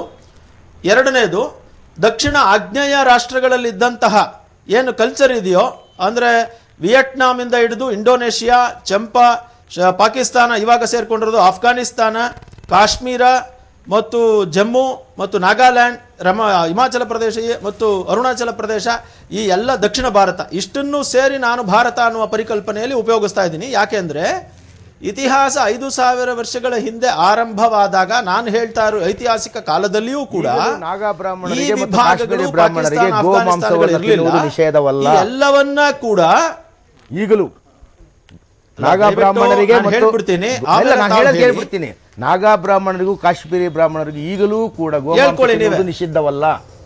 ಮತ್ತೆ ಯಾವ ಭಾರತವನ್ನು ಹೇಳ್ತಿದ್ದೀರಾ ನೀವು? ಯಾವ ಇತಿಹಾಸವನ್ನು ಹೇಳ್ತಿದ್ದೀರಾ? ಈಗ ನಾನು ತಾವು ಏನು ಬರೆದಿದ್ದ ಇತಿಹಾಸಗಳಿದೆ, ಏನು ಮಾರ್ಕ್ಸಿಸ್ಟು ಅಥವಾ ಕೊಲೋನಿಯಲ್ ಟೈಮಲ್ಲಿ ಏನು ಬರೆದಿದ್ದಾರೆ, VS ಸ್ಮಿತ್ ಅವ್ರು ಏನು ಬರೆದಿದ್ದಾರೆ, ಆ ಸ್ಮಿತ್ ಬರೆದಿರೋ ಇತಿಹಾಸವನ್ನೇ ನಾನು ಹೇಳ್ತಾ ಇದ್ದೀನಿ. ಇತಿಹಾಸದ ವಿಚಾರದಲ್ಲಿ ತಾವು ಏನು ಹೇಳ್ಬಿಟ್ರಿ ಅಂದ್ರೆ, ಸುಲಭವಾಗಿ ಹಸುಗಳು ಆಹಾರ ಸಂಸ್ಕೃತಿ ಆಗಿತ್ತು, ಬಹುಸಂಖ್ಯಾತ ಜನ ಹಸುವನ್ನ ತಿಂತಾ ಇದ್ರು ಅಂತ ತಾವು ಹೇಳ್ಬಿಟ್ರಿ. ಅದಕ್ಕೆ ತಾವು ಯಾವ ದಾಖಲೆಗಳನ್ನು ಕೊಡ್ತಿರೋ ನನಗಂತೂ ಗೊತ್ತಿಲ್ಲ. ಆದರೆ ನಾನು ನೋಡಿರುವಂತಹ ಎಲ್ಲ ಶಾಸನಗಳನ್ನು ತಮ್ಮ ಎದುರುಗಡೆ ನೋಡೋದಾಗ್ಲಿ, ಇಡೀ ಭಾರತದಲ್ಲಿ 1 ಲಕ್ಷ ಶಾಸನಗಳಿದೆ. ಆ 1 ಲಕ್ಷಕ್ಕೂ ಹೆಚ್ಚು ಶಾಸನಗಳು ಮಧ್ಯಪ್ರದೇಶ, ದೆಹಲಿಯಿಂದ ಹಿಡಿದು ಭಾರತದಾದ್ಯಂತ ನಮಗೆ ಸಿಕ್ಕಿದಾವೆ. ಮೌರ್ಯರ ಕಾಲದಿಂದ ಹಿಡಿದು ಹೊಯ್ಸಳರ, ಮೈಸೂರು ಅರಸರ ಕಾಲದಿಂದ ಶಾಸನಗಳಿದೆ. ಆ ಎಲ್ಲ ಶಾಸನಗಳಲ್ಲಿ ಮುಖ್ಯವಾಗಿ ಕೊನೆಯ ಭಾಗದಲ್ಲಿ ಶಾಪಾಶಯ ಬರುವಾಗ ಹಸುವನ್ನ ಆಹಾರಕ್ಕಾಗಿ ಉಪಯೋಗಿಸಬಾರದು ಅಂತ ಸ್ಪಷ್ಟವಾದ ನಿಷೇಧ ಇದೆ. ನೀವು ಯಾವುದೋ ಕೆಲವು ಭಾಗದಲ್ಲಿ ಇದ್ದಂತಹದನ್ನ ಎರಡು ಕಲ್ಚರ್ಗೆ ನೀವು ಮಿಶ್ರಣವನ್ನು ಮಾಡ್ತೀರಿ. ಒಂದು ಆರ್ಯ ಸಂಸ್ಕೃತಿ ಹೊರಗಿನಿಂದ ಮಾಡೋದಕ್ಕೆ ಅವ್ರನ್ನ ಬಿಟ್ಟು ನಮ್ಮನ್ನು ಕೇಳೋದು ಕೂರಿಸಬಾರದು. ಕ್ರಿಸ್ತಶಕ 1 ಅಥವಾ ಕ್ರಿಸ್ತಶಕ 2ರಲ್ಲಿ ಬರೆದದ್ದು ಮನುಸ್ಮೃತಿ ಹೌದಾ ಅಲ್ಲವಾ? ಕ್ರಿಸ್ತಶಕ 1 ಅಥವಾ 2ರಲ್ಲಿ ಬರೆದದ್ದು ಮನುಸ್ಮೃತಿ. ಈಗ ಮನುಸ್ಮೃತಿಯ ಪ್ರಶ್ನೆ ಯಾಕೆ ಬರ್ತಾ ಇದೆ? ನಾನು ಶಾಸನಗಳನ್ನು ಹೇಳ್ತಾ ಇದ್ದೀನಿ. ಮಾಂಸಗಳಲ್ಲಿ ಒಂಟೆ, ನಾಯಿ, ಕತ್ತೆ ಇದೆಯಾ? ಮನುಸ್ಮೃತಿಯ ಬಗ್ಗೆ ನಾನು ಮಾತಾಡ್ತಾ ಇಲ್ಲ. ಅಂದ್ರೆ ಕ್ರಿಸ್ತಶಕ 1ರಲ್ಲಿ 2ರಲ್ಲಿ ಇಲ್ಲದಿರುವುದನ್ನ ಶಾಸನಗಳಲ್ಲಿ ಆಹಾರಕ್ಕೆ ಬಳಸ್ತಾ ಇದ್ರು ಅನ್ನೋದಕ್ಕೆ ನೀವು ಆಧಾರ ಕೊಡಿ. ಅದನ್ನೇ ಹೇಳ್ತಿದ್ದೀರಲ್ಲ. ಮನುಧರ್ಮ ಶಾಸ್ತ್ರದಲ್ಲಿ ಕ್ರಿಸ್ತಶಕ 1, 2ರಲ್ಲಿ ಬರೆದ ಮನುಧರ್ಮ ಶಾಸ್ತ್ರದಲ್ಲಿ ಬ್ರಾಹ್ಮಣರಿಗೆ ನಿಷಿದ್ಧ ಆಹಾರ ಮಾಂಸ ಯಾವುದು ಅಂದ್ರೆ ಒಂಟೆ, ಕತ್ತೆ, ನಾಯಿ ಅಂತ ಹೇಳಿದ್ದಾರೆ. ಆಪದ್ಧರ್ಮ ಬಂದಾಗ ನಾಯಿಯನ್ನು ತಿನ್ನಬಹುದು ಅಂತ ಮಹಾಶಯ ಹೇಳಿದ್ದಾರೆ. ನೀವು ಯಾವ ಶಾಸ್ತ್ರವನ್ನ ಪುರಾಣನ ಹೇಳ್ತಿದ್ದೀರಾ? ಯಾವ ಶಾಸನಗಳನ್ನು ಹೇಳ್ತಿದ್ದೀರಾ? ಶಾಸನಗಳು ಕರ್ನಾಟಕದಲ್ಲಿ ಕಂಡು ಬಂದಿರೋದು ಕ್ರಿಸ್ತಶಕ ಅಲ್ಲ. ನಾನು ಮೊದಲನೇದಾಗಿ ಹೇಳ್ತಾ ಇದ್ದೀನಿ, ಮನುಸ್ಮೃತಿಯನ್ನ ತಾವು ಯಾಕೆ ಐತಿಹಾಸಿಕ ಗ್ರಂಥ ಅಂತ ನೀವು ಪರಿಗಣಿಸ್ತೀರಾ? ನೀವು ಮನುಸ್ಮೃತಿಯನ್ನ ಐತಿಹಾಸಿಕ ಗ್ರಂಥ ಅಂತ ಪರಿಗಣಿಸ್ತೀರಾ? ನನ್ನ ಅಭಿಪ್ರಾಯವನ್ನ ಇಲ್ಲ ನನ್ನ ಕೇಳಿ. ನೀವು ಇತಿಹಾಸವನ್ನ ಕೇಳಿದ್ರೆ ಅದಕ್ಕೋಸ್ಕರ ಇತಿಹಾಸವನ್ನು ಹೇಳ್ತಾ ಇದ್ದೀನಿ. ನೀವು ಇತಿಹಾಸ ಅಂತ ಒಪ್ಕೊಳ್ಳೋದಾದ್ರೆ ನೀವು ಇತಿಹಾಸವಾದ ದಾಖಲೆಗಳನ್ನು ನೋಡಿ. ನೀವು ಮನುಸ್ಮೃತಿನೋ ಮಹಾಭಾರತನೋ ವೇದವನ್ನೋ ನಾನು ಹೇಳ್ತಾ ಇಲ್ಲ. ಈಗ ವೇದಗಳನ್ನ ತಾವೇನ್ ಹೇಳಿದ್ರಿ? ಬ್ರಾಹ್ಮಣ ಸಂಸ್ಕೃತಿಯ ಗ್ರಂಥ ಅಂತ ಅಂದ್ಬಿಟ್ರಿ. ಬೇಡ, ಬಿಟ್ಬಿಡಿ, ಬ್ರಾಹ್ಮಣ ಸಂಸ್ಕೃತಿಯ ಗ್ರಂಥವನ್ನು ಬಿಟ್ಬಿಡಿ.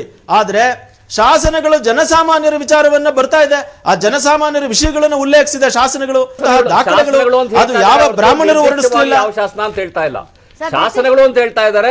ಇದು ದಿಕ್ ತಪ್ಪಿಸುವಂತಹ ಸ್ವಾಮಿ, ಭಾರತದ 1 ಲಕ್ಷ ಶಾಸನಗಳಲ್ಲಿ 70% ಶಾಸನಗಳಲ್ಲಿ ಹಸುವನ್ನು ತಿನ್ನಬಾರದು ಅಂತ ಇದೆ. ಇವತ್ತಿನ ಆಹಾರದ ಬಗ್ಗೆ ಮಾತಾಡಿ. ಇವತ್ತು 1000 ವರ್ಷಗಳಿಂದ ತಿಂತಾ ಇರೋ ಆಹಾರದ ಬಗ್ಗೆ ನಾವು ಮಾತಾಡ್ತಾ ಇದ್ದೀವಿ. ನೀವು ಯಾರು ನೋಡದೇ ಇರುವಂತಹ ಶಾಸನಗಳನ್ನ ನೀವು ತಂದು ಮಿಸ್ಗೈಡ್ ಮಾಡೋಕ್ ಟ್ರೈ ಮಾಡ್ತಾ ಇದ್ದೀರಿ. ಅದೆಲ್ಲ ಸಾಧ್ಯವಿಲ್ಲ. ಒಂದ್ ನೆನಪಿಟ್ಕೊಂಡ್ಬಿಡಿ. ಇವತ್ತು ಕೂಡ ಮಾಡ್ತಾನೆ ಇಲ್ಲ. ಒಂದ್ ನಿಮಿಷ ಮಿಸ್ಗೈಡ್ ಮಾಡ್ತಿಲ್ಲ ಅಂತ ಹೇಳ್ತಿದ್ದೀರಾ? ಇನ್ನೇನ್ ಮತ್ತೆ ನಾನು ಏನು ಶಾಸನಗಳ ಎಲ್ಲಿದೆ ನನ್ನ ಅಭಿಪ್ರಾಯವನ್ನ ನಾನು ಹೇಳ್ತಾ ಇದ್ದೀನಿ. ಇವಾಗ 1 ಲಕ್ಷ ಶಾಸನಗಳಲ್ಲಿ ಅಲ್ಲ, 1000 ಶಾಸ್ತ್ರಗಳಲ್ಲಿ ಅವರು ದನದ ಮಾಂಸ ತಿಂತಾ ಇಲ್ಲ ಅಂತ ಹೇಳಿದ್ರೆ, ನಾನು 1 ಲಕ್ಷ ಶಾಸ್ತ್ರ ತಿನ್ಬೇಕು ಅಂತ ಹೇಳಿದ್ರೆ ನಾನು ಹೇಳ್ತೀನಿ. ಗೌರವಾರ್ಹವೋ ಅಲ್ಲವೋ ಇವರದನ್ನು ನಂಬಿ ನಡೀತಾರೋ ಇಲ್ವೋ ಹೇಳಿ. ಮನುಧರ್ಮಶಾಸ್ತ್ರ ಹಸುವಿನ ಬಗ್ಗೆ ಹೇಳದೇ ಇದ್ರೆ ನೀವು ಹೇಳುವ ಶಿಕ್ಷೆಗೆ ನಾನು ಸಿದ್ಧ ಆಗಿದ್ದೀನಿ ಸರ್. ಆಪದ್ಧರ್ಮ ಬಂದಾಗ ನಾಯಿ ತಿನ್ನಬಹುದು ಅಂತ ಹೇಳಿದ್ದು ಕೂಡ ಮನುಧರ್ಮಶಾಸ್ತ್ರ ಒಪ್ತೀರಾ? ಒಂಟೆ ಮತ್ತೆ ಕತ್ತೆನ್ ತಿನ್ನಬಾರದು ಮಾತ್ರ ಅಂತ ಹೇಳಿದ್ದು ಒಪ್ತೀರಾ? ಸರ್, ಮನುಧರ್ಮ ಶಾಸ್ತ್ರದ್ದಾದ್ರೆ ಮನುಧರ್ಮದ ಶಾಸ್ತ್ರದಲ್ಲೇ ಚರ್ಚೆ ಮಾಡೋಣ ಸರ್. ಮನುಧರ್ಮಶಾಸ್ತ್ರವೇ ನಮಗೆ ಗೊತ್ತಿರುವ ಏಕೈಕ ವೈದಿಕ ಧರ್ಮದ ಒಂದು ಪ್ರಾಮಾಣ್ಯ ಗ್ರಂಥ ಅಂತ ಚರ್ಚೆ ಮಾಡೋಣ. ಮನುಧರ್ಮವನ್ನ ಯಾರು ಒಪ್ಕೊಂಡಿದ್ದಾರೆ ಸರ್? ಇವಾಗ ನಮ್ಮಲ್ಲಿ ಬಹುಸಂಖ್ಯಾತರ ಆಹಾರವಾಗಿತ್ತ ಗೋವು. ಇದರ ಬಗ್ಗೆ ಮನುಧರ್ಮಶಾಸ್ತ್ರ ಬಹುಸಂಖ್ಯಾತರ ಧಾರ್ಮಿಕ ಗ್ರಂಥವೂ ಆಗಿರಲಿಲ್ಲ. 100ಕ್ಕೆ 70 ಜನ ನಾವು ವರ್ಣಬಾಹಿರರು, ಜಾತಿ ಬಾಹಿರರು, ಧರ್ಮಬಾಹಿರರು. ಇವರು ಹಿಂದೂ ಅಂತ ಏನು ಕರೀತಿದ್ದಾರೋ ಆ ಪದವನ್ನು ಬಳಸಿದ್ದೇ ಪರ್ಷಿಯನ್ನರು. ಅದಕ್ಕೆ ಮೊದಲು 3000 ವರ್ಷ ನಾವು ಇದೇ ನೆಲದಲ್ಲಿ ಬದುಕಿದ್ದವರು, ನಗರಗಳನ್ನು ಕಟ್ಟಿದವರು, ನಾಡುಗಳನ್ನು, ಸಂಸ್ಕೃತಿಗಳನ್ನು, ನಾಗರಿಕತೆಗಳನ್ನು ಕಟ್ಟಿದವರು. ನಮಗೊಂದು ಆಹಾರ ಪದ್ಧತಿ ಇತ್ತು. ನಮಗೆ ನಾಗಾಗಳು ಕೂಡ ಅಣ್ಣ ತಮ್ಮಂದ್ರೆ, ಬೋಡೋಗಳು ಅಣ್ಣ ತಮ್ಮಂದ್ರೆ, ಕಾಶ್ಮೀರಿಗಳು ಅಣ್ಣ ತಮ್ಮಂದ್ರೆ, ಅರುಣಾಚಲ ಪ್ರದೇಶದವರು ಅಣ್ಣ ತಮ್ಮ. ಇವರೆಲ್ಲರ ಆಹಾರ ಪದ್ಧತಿಗಳ ನಾಯಿ ತಿನ್ನೋರನ್ನ, ಹಾವು ತಿನ್ನೋರನ್ನ, ಮಂಗ ತಿನ್ನೋರನ್ನ ಎಲ್ಲರನ್ನೂ ಸಮಾನವಾಗಿ ನೋಡ್ತಾ ನಮ್ಮ ದೈವ ಭಕ್ತಿಯನ್ನು ನಾವು ಬೇರೆ ಪ್ರಾಣಿಗಳನ್ನು ತಿಂತಾ ಇದ್ರು ಅನ್ನೋದನ್ನ ನಾವೇ ಒಪ್ಕೋತೀವಿ. ಹಸುವನ್ನ ತಿನ್ನೋದನ್ನ ತಿಂತಿರ್ಲಿಲ್ವ ಹಸುವನ್ನ? ಸರ್, ಡಾಕ್ಟರ್ ಶಲಪಿಳ ಅಯ್ಯಂಗಾರ್ ಅವರೇ, ನೀವು ಕೂಡ ಮನುಧರ್ಮ ಪ್ರಕಾರನೇ ಮಾತಾಡೋದಾದ್ರೆ ಅದ್ರಲ್ಲಿ ಉಲ್ಲೇಖಗಳಿದೆಯಾ ಸರ್? ಬಹುಸಂಖ್ಯಾತರು ಹಸುವನ್ನ ಸೇವಿಸ್ತಾ ಇದ್ರು, ಗೋಮಾಂಸವನ್ನ ಸೇವಿಸ್ತಾ ಇದ್ರು ಅನ್ನೋದ್ರ ಬಗ್ಗೆ? ಭಾರತೀಯ ಸಂಸ್ಕೃತಿಯಲ್ಲಿ ಎಷ್ಟು ಬಹಳ ಬಹುಸಂಸ್ಕೃತಿಯ ಜನರು ತಿಂತಾ ಇದ್ರು ಅಂತ ಇರಲಿಲ್ಲ. ವೇದಕಾಲೀನ ಬ್ರಾಹ್ಮಣರು ದನಗಳನ್ನ ತಿಂತಿದ್ರೋ ತಿಂತಿರ್ಲಿಲ್ಲ. ರಾಮಾಯಣ ಕಾಲದಲ್ಲಿ ಗೌತಮ ಮಹರ್ಷಿ ರಾಮ ಹೋದಾಗ ಕರುವನ್ನ ಕುಯ್ದಿರೋ ಇಲ್ವೋ? ಇಲ್ಲ ಸರ್, ಇಲ್ಲ ಸರ್. ಸರಿ ಸರಿ, ಅದೇ ಇದ್ರೆ ನೀವು ಹೇಳ್ಬೇಕು. ಈಗ ನೀವು ಸತ್ಯ ಮಾತಾಡ್ಬೇಕೀಗ. ಅಲ್ಲ, ಸತ್ಯವನ್ನೇ ಮಾತಾಡೋದು ನಾನು.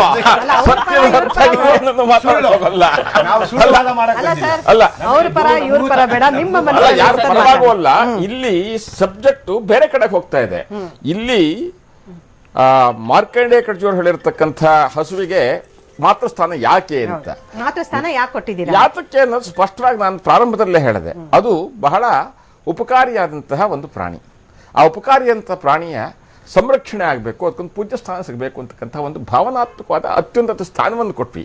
ಅಲ್ಲಾದ್ರ ಮಾಂಸ ತಿನ್ನೋದು, ಹಾಲು ಕುಡಿಯೋದು, ಈಗ ಸನ್ಮಾನ್ಯ ಶ್ರೀ ದ್ವಾರಕಾನಾಥ್ ಅವರು ಹೇಳಿದ್ರು, ಅದನ್ನ ಕಮರ್ಷಿಯಲ್ ಆಗಿ ಮಾಡಿ ಅದ್ರ ಹಾಲನ್ನ ಎಕ್ಸ್ಟ್ರಾಕ್ಟ್ ಮಾಡಿ ಅದನ್ನ ಪ್ಯಾಕ್ ಮಾಡಿ ಹಿಂಸೆ ಮಾಡೋದೆಲ್ಲ ಮಾಡ್ತಿದ್ದಾರೆ ಅಂತ. ಅಷ್ಟೆಲ್ಲ ಅದ್ರ ಉಪಯೋಗ ಇದ್ದಾಗ್ಯೂ ಕೂಡ ಅದು ನಮಗೆ ನಿರಂತರವಾಗಿ ಅನುಗ್ರಹ ಮಾಡ್ತಾನೆ ಇದೆ. ಅದಕ್ಕೊಂದು ಪೂಜ್ಯ ಸ್ಥಾನವನ್ನು ಕೊಟ್ಟಿದ್ದೀವಿ. ನಮ್ಮ ತಾಯಿಗೆ ಹೋಲಿಸ್ತಾ ಇಲ್ಲ, ಎಲ್ಲಾ ತಾಯಿಯರ ಎಲ್ಲಾ ಮಾತೆಯರಿಗೆ ನಾವೆಷ್ಟು ಗೌರವ ಕೊಡ್ತೇವಿ ಅಂತ ಗೌರವ ಸ್ಥಾನವನ್ನು ಆ ಪ್ರಾಣಿಗೆ ಕೊಡೋಣ ಅಂತಕ್ಕಂಥದ್ದು ಒಂದು ಇಂಟರ್ವೆನ್ಷನ್. ಹಾಗೆ ಪೂಜ್ಯ ಸ್ಥಾನವನ್ನ ಈ ಉಪಯುಕ್ತತೆಗೆ ಕೊಡೋದಾದ್ರೆ ಆ ಸ್ಥಾನವನ್ನು ಎಮ್ಮೆಗೆ ಯಾಕೆ ಕೊಡಬಾರ್ದು? ಕತ್ತೆಗೂ ಕೊಡಬಹುದು. ಯಾಕೆ ಕೊಟ್ಟಿಲ್ಲ? ಎಮ್ಮೆಗೆ ಯಾಕೆ ಕೊಡಬಾರ್ದು? ಹೌದು, ಎಮ್ಮೆನೂ ಉಪಯೋಗ. ಈಗ ಎಮ್ಮೆ ಮಾತೆ ಅಂತ ಯಾರಾದ್ರೂ ಪೂಜಿಸ್ತಾರ? ಎಮ್ಮೆ ಈಗ ಕಸ ಕಡ್ಡಿ ಹಾಕ್ತಿವಿ, ಹೆಚ್ಚು ಹಾಲು ಕೊಡುತ್ತೆ. ಅಲ್ಲ ಸರ್, ಇವಾಗ ಕತ್ತೆ ಹಾಲು ತರಿಸ್ಕೊಂಡು ಕುಡಿಯಕ್ಕಾಗತ್ತೆ ಸರ್ ಮನೆಗಳಲ್ಲಿ? ಕತ್ತೆ ಸಿಗ್ತಾ ಇಲ್ಲ ಈಗ. ಕತ್ತೆಯಲ್ಲಿ ಬಹಳ ಕಾಸ್ಟ್ಲಿ, ಕುಡಿಲಿಕ್ಕೆ ಆಗಲ್ಲ. ಎಮ್ಮೆ ನಾನು ಹೇಳ್ತಾ ಇರೋದು ಎಮ್ಮೆ ಹಾಲು ಹೇಳ್ತಾರೆ. ಅಲ್ಲ, ಈಗ ಹೆಚ್ಚು ಹಾಲು ಎಮ್ಮೆ ಕೊಡ್ತಾ ಇರೋದು ಹಸು ಅಲ್ಲ. ಆಮೇಲೆ ಅತಿ ಪೌಷ್ಟಿಕವಾದಂತಹ ಹಾಲು ಕೊಡ್ತಾ ಇರೋದು ಎಮ್ಮೆ. ಹೀಗಿರುವಾಗ ನಾವು ಎಮ್ಮೆನ್ ಬಿಟ್ಬಿಟ್ಟು ಹಸುನ್ ಮಾತ್ರ ಮಾಡ್ತೀವಿ ಅಂತ ಹೇಳಿದ್ರೆ ಅಲ್ಲಿ ಯಾವುದೋ ಒಂದು ಅದ್ರ ಜೊತೆಗೆ ಒಂದು ಜಾತಿಯ ಇದನ್ನ ಮಾಡ್ತಾ ಇಲ್ಲ. ಕಲ್ಚರ್ ಪಾಲಿಟಿಕ್ಸ್ ಇಲ್ಲ, ಅದು ರಾಜಕಾರಣ ಅಲ್ಲ. ಮೊದಲನೇದಾಗಿ ಯಾಕಂದ್ರೆ ಎಮ್ಮೆ ಕಪ್ಪಗಿದ್ರೆ ಇವರಿಗೆ ನಿಷಿದ್ಧವಾದದ್ದು ಇಲ್ಲ.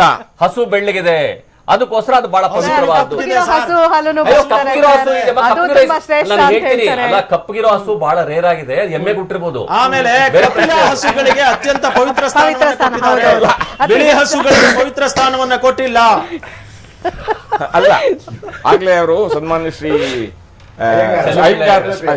ಅಯ್ಯಂಗಾರ್ ಹೇಳ್ದಂಗೆ ಬಿಳೆ ಹಸುಗಳಿಗೆ ಪವಿತ್ರ ಸ್ಥಾನ ಅಂತಲ್ಲ, ಹಸುವಿಗೆ ಮಾತ್ರ. ಹಸುವಿನಲ್ಲಿ ಕೇವಲ ಹಸು, ಈ ದನ, ಕವ್ವು ಅಂತೇವಲ್ಲ, ಅದಲ್ಲದೇನೆ ಪಶು ಸಂಪತ್ತು ಅಂತಂದ್ವಿ. ನಮ್ಮಲ್ಲಿ ಪಶು ಸಂಪತ್ತಿಗೆ ಮಹತ್ವದ ಸ್ಥಾನವನ್ನು ಕೊಟ್ವಿ. ಆ ಪಶು ಸಂಪತ್ತಿನಲ್ಲಿ ಎಮ್ಮೆನೂ ಬಂತು, ಮಹಿಷ ಅಂತ. ಅದಕ್ಕೂ ಕೂಡ ಪೂಜೆ ಇತ್ಯಾದಿಗಳನ್ನು ಮಾಡ್ತೀವಿ.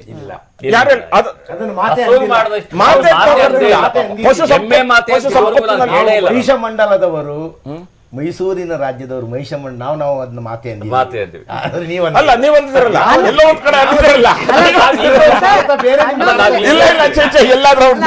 ಅನ್ನೋದ್ರಲ್ಲಿ ಯಾವ ಧಕ್ಕೇನು ಇಲ್ಲ ಅಂತ ಅನ್ಸುತ್ತೆ ಸರ್. ಎಮ್ಮೆ ಮಾತೆ ಅಂತಾನೂ ಅನ್ಬೋದು. ಹಾಗಲ್ಲ, ಇಲ್ಲಿ ಹಸುವಿನ ಸಾಕಷ್ಟು ಉಪಯೋಗಗಳನ್ನು ಕಂಡು ಹಾಗೆ ನಾವು ಅತ್ಯಂತ ಹೆಚ್ಚಾಗಿ ಅದರ ಉಪಯೋಗಗಳನ್ನ ಕಂಡು ಮನುಷ್ಯ ಜೀವಿಗಳಿಗೆ ಎಷ್ಟು ಉಪಯುಕ್ತವಾಗಿದೆ ಅದನ್ನ ಕಂಡು. ಎಮ್ಮೆ ಮತ್ತು ಹಸುವಿನ ಒಟ್ಟಿಗೆ ಇಟ್ಟಾಗ ಎಮ್ಮೆ ಹೆಚ್ಚು ಉಪಯುಕ್ತ. ಸ್ವಾಮೀಜಿಗಳು ಹೇಳ್ದಂಗೆ ಹೆಚ್ಚು ಹಾಲು ಕೊಡುತ್ತೆ, ಕಡಿಮೆ ಆಹಾರ ತಿನ್ನುತ್ತೆ, ಕಸ ಕಡ್ಡಿ ತಿನ್ನುತ್ತೆ, ಅದಕ್ಕೆ ಯಾರು ಕೂಡ ಇದನ್ನಿಡಲ್ಲ, ಒಳ್ಳೆ ಆಹಾರ ನೀಡಲ್ಲ. ಇಷ್ಟಾದ್ರೂ ಕೂಡ ನಮ್ಮ ತಾರತಮ್ಯ ಮನಸ್ಸಲ್ಲಿ ಇದೆಯಲ್ಲ, ಇಟ್ಸ್ ಎ ರೇಸಿಯಲ್ ಡಿಸ್ಕ್ರಿಮಿನೇಷನ್. ಅಂದ್ರೆ ಕಪ್ಪು ಕಪ್ಪು ಬಿಳಿ ಅನ್ನೋದು ಸರ್, ರೇಸಿಯಲ್ ಕಪ್ಪು, ಹಂಗಾಗಿ ಅದನ್ನ ಇವರು ಬ್ರಿಟಿಷ್ ಇಂದ ಪಡ್ಕೊಂಡಿದ್ದಾರೆ.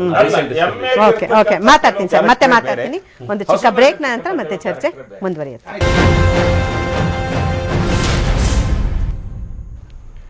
ವಿಶೇಷ ಕಾರ್ಯಕ್ರಮಕ್ಕೆ ಮತ್ತೊಮ್ಮೆ ಸ್ವಾಗತ. ನಮ್ಮ ಜೊತೆಗೆ ಈಗ ಜಾಯ್ನ್ ಆಗಿದ್ದಾರೆ ದಯಾನಂದ ಸ್ವಾಮೀಜಿ, ವಿಶ್ವ ಗೋರಕ್ಷ ಪೀಠದ ಅಧ್ಯಕ್ಷರು.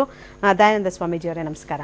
ತಾವು ಒಂದು 10 ನಿಮಿಷಗಳ ಕಾಲ ಕೇಳಿಸ್ಕೊಂಡ್ರಿ ಏನೇನು ಚರ್ಚೆಗಳು ನಡೀತು ಅಂತ. ಸೊ ತಮ್ಮ ಅಭಿಪ್ರಾಯ ಏನು ಸರ್ ಇವಾಗ ಈ ವಿಚಾರದಲ್ಲಿ? ಗೋವು ಕೇವಲ ಪಶುನ ಅನ್ನುವಂಥ ವಿಚಾರ, ಹಾಗೇನೆ ಗೋವಿಗೆ ಮಾತೆ ಸ್ಥಾನವನ್ನ ಕೊಡೋದು ಅಗತ್ಯತೆ ಇಲ್ಲ ಅನ್ನುವಂಥ ವಿಚಾರದ ಬಗ್ಗೆ ಸರ್.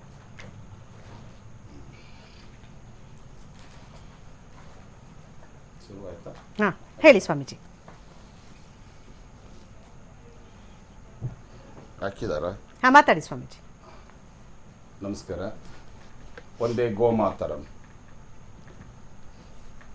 ರಾಜ್ಯದ, ದೇಶದ ಮತ್ತು ಎಲ್ಲ ವೀಕ್ಷಕರಿಗೆ ಮತ್ತೊಮ್ಮೆ ನನ್ನ ನಮನ. ಒಂದೇ ಗೋಮಾತರಂ.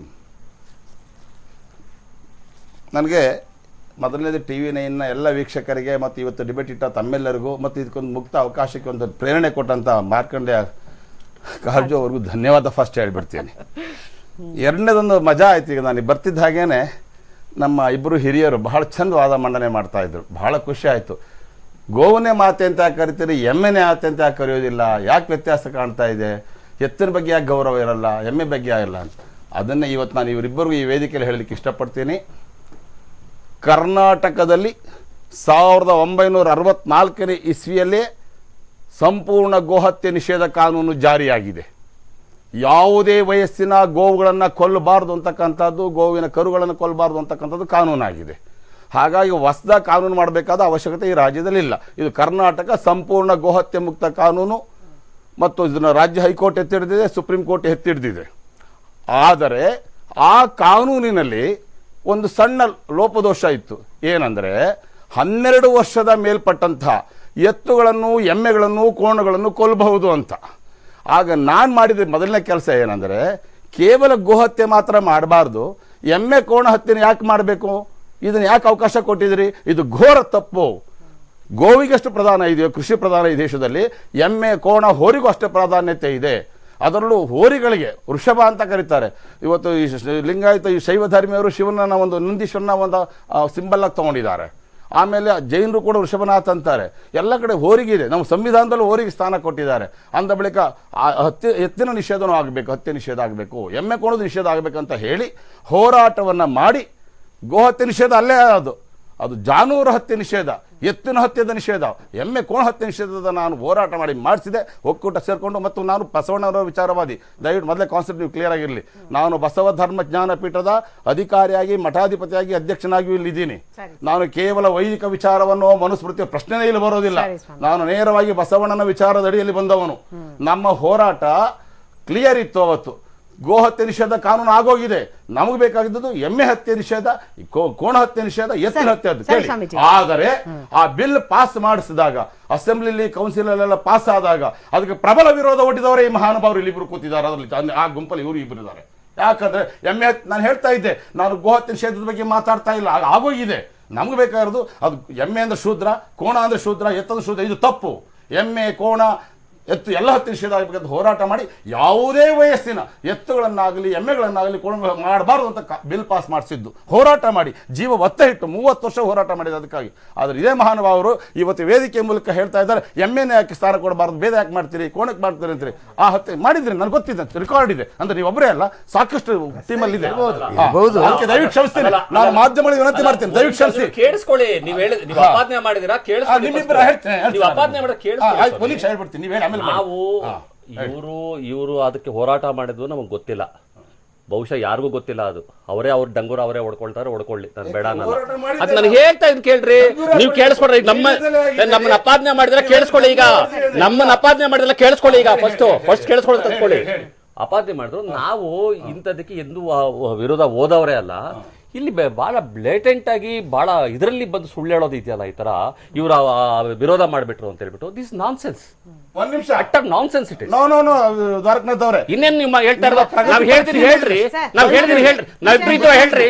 ನಾವು ಬಿಡ್ತೀವೇನ್ರಿ ನಾವಿಬ್ರು? ಇಲ್ಲ, ಪ್ರಗತಿಪರ ವಿಚಾರವಾದಿಗಳು ನೀವಿಬ್ರು ನೀವಿಬ್ರು ಅಂತ ಹೇಳಿದ್ರು ನೋಡಿ. ಇವಾಗ ಮಾತು ಬದಲಾವಣೆ ಮಾಡಿ. ಹೌದು ನೋಡಿ, ಈಗ ಮಾತು ಬದಲಾವಣೆ ಮಾಡಿ. ಜಯಪ್ರಕಾಶ್ ಅವರೇ, ನೀವು ನೆನ್ಪಿಟ್ಕೊಳ್ಳಿ, ಹೇಳಿ ಜಯಪ್ರಕಾಶ್ ಇದ್ರ ಸರ್ ಫೋಕಸ್ಡ್ ಆಗಿರೋಣ. ಯಾರೋ ಮಾತಾಡುವ ಲಕ್ಷಾಂತರ ಜನ ನೋಡುವಂತ ಸಂದರ್ಭದಲ್ಲಿ ಸುಳ್ಳು ಹೇಳ್ತಾರಲ್ಲ. ವಿರೋಧ ಮಾಡಿಲ್ವಾ ಬಿಲ್ಗೆ? ಬಸವಣ್ಣನ ಹೆಸರು ಹೇಳ್ಕೊಂಡು ಸುಳ್ಳು ಹೇಳ್ಬೋದು. ನೀವು ವಿರೋಧ ಮಾಡಿಲ್ವಾ? ಮಾಡಿಲ್ಲ ರೀ, ಮಾಡಿಲ್ಲ. ಒಪ್ಪತ್ತಿರೋದು ಒಂದ್ ನಿಮಿಷ. ಎಮ್ಮೆ ಹತ್ಯೆ ನಿಷೇಧಕ್ಕೆ ನಿಮ್ ಬೆಂಬಲ ಇದೆಯಾ? ಎಮ್ಮೆ ಹತ್ಯೆ ಇಲ್ಲ. ಎಮ್ಮೆ ಹತ್ಯೆ ನಿಷೇಧ ಮಾಡಬಾರ್ದು. ಈಗ ಗೋಹತ್ಯೆ ನಿಷೇಧ ಇದೆಯೋ ನಿಷೇಧ ಆಗಬಾರ್ದು. ನಾವೇನ್ ಹೇಳ್ತಾ ಇದೀವಿ ಗೋಹತ್ಯೆ ನಿಷೇಧ ಇದೆಯಲ್ಲ, ಗೋಹತ್ಯೆ ನಿಷೇಧದ ಬಗ್ಗೆ ಅಥವಾ ಎಮ್ಮೆ ಹತ್ಯೆ ನಿಷೇಧದ ಬಗ್ಗೆ ಅಲ್ಲ, ಇವರು ಕೊಡುವಂತಹ ತಾರತಮ್ಯ ಇದೆಯಲ್ಲ ಗೋವು ಮತ್ತು ಎಮ್ಮೆಗೆ, ಅದ್ರ ಬಗ್ಗೆ ನಾವು ಮಾತಾಡ್ತಾ ಇದೀವಿ ಹೊರತು ಅದನ್ನ ಹೇಳ್ತಿದೀವಿ ಹೊರತು ಇವ್ರು ಯಾವ್ದನ್ನೋ ಬಂದ್ಬಿಟ್ಟಿದೆ ಇಲ್ಲಿ ಜನರ ಮುಂದೆ ಸುಳ್ಳು ಹೇಳೋದು ಇದೆಯಲ್ಲ. ಸುಳ್ಳು ಹೇಳಿಲ್ಲ ನಾನು ಇವತ್ತು. ಒಂದ್ ನಿಮಿಷ ಹೇಳ್ತಾರೆ ಪೂರ್ತಿ ಸುಳ್ಳೆ. ಪ್ರಗತಿಪರರು ಅಂತ ಹೇಳಿದ್ರು. ಹೌದು, ಯಾಕೆ ನಿಮ್ದು ತಲೆ ತಪ್ಪಿಸ್ಕೊಳ್ಳೋದು? ಪ್ರಗತಿಪರ ವಿಚಾರವಾದಿಗಳು ಸೇರಿ ವಿರೋಧ. ಯಾರಿಗೋ ಹೇಳ್ರಿ, ನಮ್ಗೆ ಯಾಕೆ ಹೇಳ್ತೀರಾ? ನೀವಿಬ್ರು ಇದ್ರು ಅಂತ 4 ಸಲ ಹೇಳಿದ್ರಲ್ಲ. ನೀವಿಬ್ರು ಹೇಳ್ಬಿಟ್ರಲ್ಲ, ನೀವಿಬ್ರು ಇದ್ಮೇಲೆ ನಾವಿಬ್ರು ಕೂಡ ಸಂತೋಷ ಪಡ್ತೀನಿ. ನೀವ್ ಇರ್ಲಿಲ್ಲ ಅದ್ರಲ್ಲಿ ಹೋರಾಟ ನೋಡಿ. ಅದನ್ನ ಹೇಳಿ, ಕ್ಷಮೆ ಕೇಳಿ ಫಸ್ಟ್. ಕ್ಷಮೆ ಕೇಳಿ. ಒಂದು ಹೆಮ್ಮೆ ಪಡ್ತೀನಿ ನಾನು. ದ್ವಾರಕನಾಥ್ ಅವರು ಮತ್ತು ಬಂಜಗರ ಜಯಪ್ರಕಾಶ್ ಅವರು ಎಮ್ಮೆ ಕೋಣ ಹತ್ಯೆ ಮತ್ತು ಹೋರಿ ಹತ್ಯೆ ನಿಷೇಧದ ಬಿಲ್ಲನ್ನೇ ನಾವು ಪಾಸ್ ಮಾಡಿಸಿದ್ವಿ. ಅದಕ್ಕೆ ನಮ್ಮ ವಿರೋಧನ ವ್ಯಕ್ತಪಡಿಸಿಲ್ಲ, ನಾವು ಅದಕ್ಕೆ ಬೆಂಬಲ ಕೊಟ್ಟಿಲ್ಲ ಅಂತಕ್ಕಂಥ ತಾವು ಹೇಗೆ ಹೇಳ್ತಾ ಇದ್ದೀರಿ, ಅದು ತುಂಬಾ ಸಂತೋಷದಿಂದ ಸ್ವಾಗತ ಮಾಡ್ತೀನಿ. ಅದು ಒಂದು ನೀವು ಇಲ್ಲ ಅಂದ್ರೆ ಅದಕ್ಕಿಂತ ಹೆಮ್ಮೆ ಮತ್ತೊಂದಿಲ್ಲ. ಅದಕ್ಕೆ ಬೇಕಾದ್ರೆ ನೀವು ನಾವು ಸುಳ್ಳು ನಿಮ್ಗೆ ಅನ್ಸಿದ್ರೆ ಅದಕ್ಕೆ ಕ್ಷಮೆಯನ್ನು ಕೂಡ ಹಚ್ತೀನಿ. ವಿಷಯ ಎಲ್ಲಿಂದೆಲ್ಲ ಹೋಯ್ತು ನೋಡಿ. ವಿಷಯ ಏನಂದ್ರೆ ವಿಷಯ ಇಷ್ಟೇ, ಗೋಹತ್ಯೆದು ಮತ್ತೊಂದು ವಿಚಾರ. ಇವಾಗ ಗೋವಿಗೆ ಮಾತೆಯ ಸ್ಥಾನವನ್ನ ಕೊಟ್ಟಿರೋದು ಅದು ಸರಿನಾ ಅನ್ನುವಂಥದ್ದು, ಅದು ಪಶು ಅಷ್ಟೇ, ಮಾತೆ ಸ್ಥಾನ ಕೊಡಬೇಕಾಗಿಲ್ಲ ಅನ್ನುವಂತ ವಿಚಾರವನ್ನ ಟ್ವೀಟ್ ಮಾಡಿರುವಂತದ್ದು ಮಾರ್ಕಂಡೇಯ ಕಾರಜೋಳ ಅವರು. ಸೊ ಇದ್ರ ಬಗ್ಗೆ ಮಾತಾಡಿ. ಅದನ್ನೇ ತಗೊಳ್ತಾ ಇದ್ದೆ. ಈಗ ಬಂದಾಗ ಇವ್ರು ಚರ್ಚೆ ನಡೀತಲ್ಲ, ಅದಕ್ಕೋಸ್ಕರ ನಾನು ಪ್ರಾಸಂಗಿಕ ತಿಳ್ಕೊಬೇಡಿ. ನನ್ಗೆ ಇವತ್ತು ಹೆಮ್ಮೆ ಆಗ್ತದೆ. ಯಾಕಂದ್ರೆ ಬಂಜಗರ ಜಯಪ್ರಕಾಶ್ ಅವರು ಮತ್ತೆ ದ್ವಾರಕನಾಥ್ ಅವರು, ಅಲ್ಲಿ ನಮ್ಮ ರೈತ ಸಂಘದ ಪುಟ್ಟಣ್ಣವರು ಕೂಡ ಹೆಮ್ಮೆ ಇಟ್ಕೊಂಡು ಚಳವಳಿ ಮಾಡಿದ್ರು. ಸೊ ನಮ್ಗೆ ಹೆಮ್ಮೆ ಆಗ್ತದೆ. ಮುಂದಿನ ಬರ್ತಕ್ಕಂಥ ಅಸೆಂಬ್ಲಿನಲ್ಲಿ ಈ ಬಗ್ಗೆ ಏನ್ ಬಿಲ್ ಮುಂದಿಡ್ತಾರೆ ಅದ್ರ ಬಗ್ಗೆ ನಿಮ್ ಸಹಕಾರ ಬೇಕು ಅಂತ ಹೇಳ್ತಾ, ಗೋಹತ್ಯೆ ನಿಷೇಧದ ಪ್ರಶ್ನೆ ಮುಗಿದೋಗಿದೆ, ಅದು ಆಗೋಗಿದೆ, ಅದಿಲ್ಲ ಇಲ್ಲ. ಎರಡನೇ ಪ್ರಶ್ನೆ, ಈಗ ಗೋವಿನ ಮಾತೆ ಅಂತ ಯಾಕೆ ಕರೀತಾರೆ, ಉಳಿದವ್ಕೆ ಯಾಕೆ ಇಂಪಾರ್ಟೆನ್ಸ್ ಕೊಡಲ್ಲ ಅಂತಕ್ಕಂಥದ್ದು ಚರ್ಚೆ ನಡೀತಾ ಇದೆ. ಆದ್ರೆ ಮೊದಲನೇದ ಕ್ಲಾರಿಟಿ ಕೊಡ್ತೇನೆ. ನಾವು ಆಸ್ ಎ ದಯಾನಂದ ಸ್ವಾಮೀಜಿ ಬಸವ ಧರ್ಮದ ಅನುಯಾಯಿಯಾಗಿ ಮೊದಲು ವಾದ ಮಂಡನೆ ಮಾಡ್ತೀವಿ ಅಂದರೆ, ಜಗತ್ತಿನಲ್ಲಿ ಎಲ್ಲ ಪಶು ಪ್ರಾಣಿಗಳಿಗೂ ಕೂಡ ಸಮಾನ ಸ್ಥಾನಮಾನ ಕೊಡಬೇಕು, ಎಲ್ಲವುಗಳು ಕೂಡ ಬದುಕು ಹಕ್ಕಿದೆ, ಸಕಲ ಜೀವಾತ್ಮರಿಗೆ ಲೇಸಾಗಲಿ ಅಂತಕ್ಕಂಥ ಒಂದು ಹೋರಾಟವನ್ನು ಮಾಡಿದವರು ಬಸವಣ್ಣನವರು. ಹಾಗಾಗಿ not only human rights, entire animal rights ಇದೆ. ಮನುಷ್ಯನಿಗೆ ಹೇಗೆ ಬದುಕಲಿಕ್ಕೆ ಜಗತ್ತಲ್ಲಿ ಹಕ್ಕಿದೆಯೋ ಅದೇ ರೀತಿ ಜಗತ್ತಿನ ಸರ್ವ ಜೀವರಾಶಿಗಳು ಕೂಡ ಬದುಕುವ ಹಕ್ಕಿದೆ. ಹಾಗಾಗಿ ಯಾವುದೇ ಪ್ರಾಣಿಗಳನ್ನ ಕೊಲ್ಲೋದಾಗ್ಲಿ ಮೆಲ್ಲೋದಾಗ್ಲಿ ಅದಕ್ಕೆ ನಮ್ಮ ವಿರೋಧ ಇದೆ, ಅದು ಇನ್ ಪ್ರಿನ್ಸಿಪಲಿ ಇದ್ರ ಬಗ್ಗೆ ಕ್ಲಿಯರ್ ಮಾಡ್ತಾ. ಆದರೆ ಗೋವಿನ ವಿಷಯದಲ್ಲಿ ಬಂದಾಗ ಅದನ್ನ ಯಾಕೆ ಪ್ರತ್ಯೇಕವಾಗಿ ಮಾತೆ ಅಂತ ನೀವು ಕರಿತೀರಿ ಅಂತಕ್ಕಂಥ ಚರ್ಚೆ ನಡೀತಾ ಇದೆ.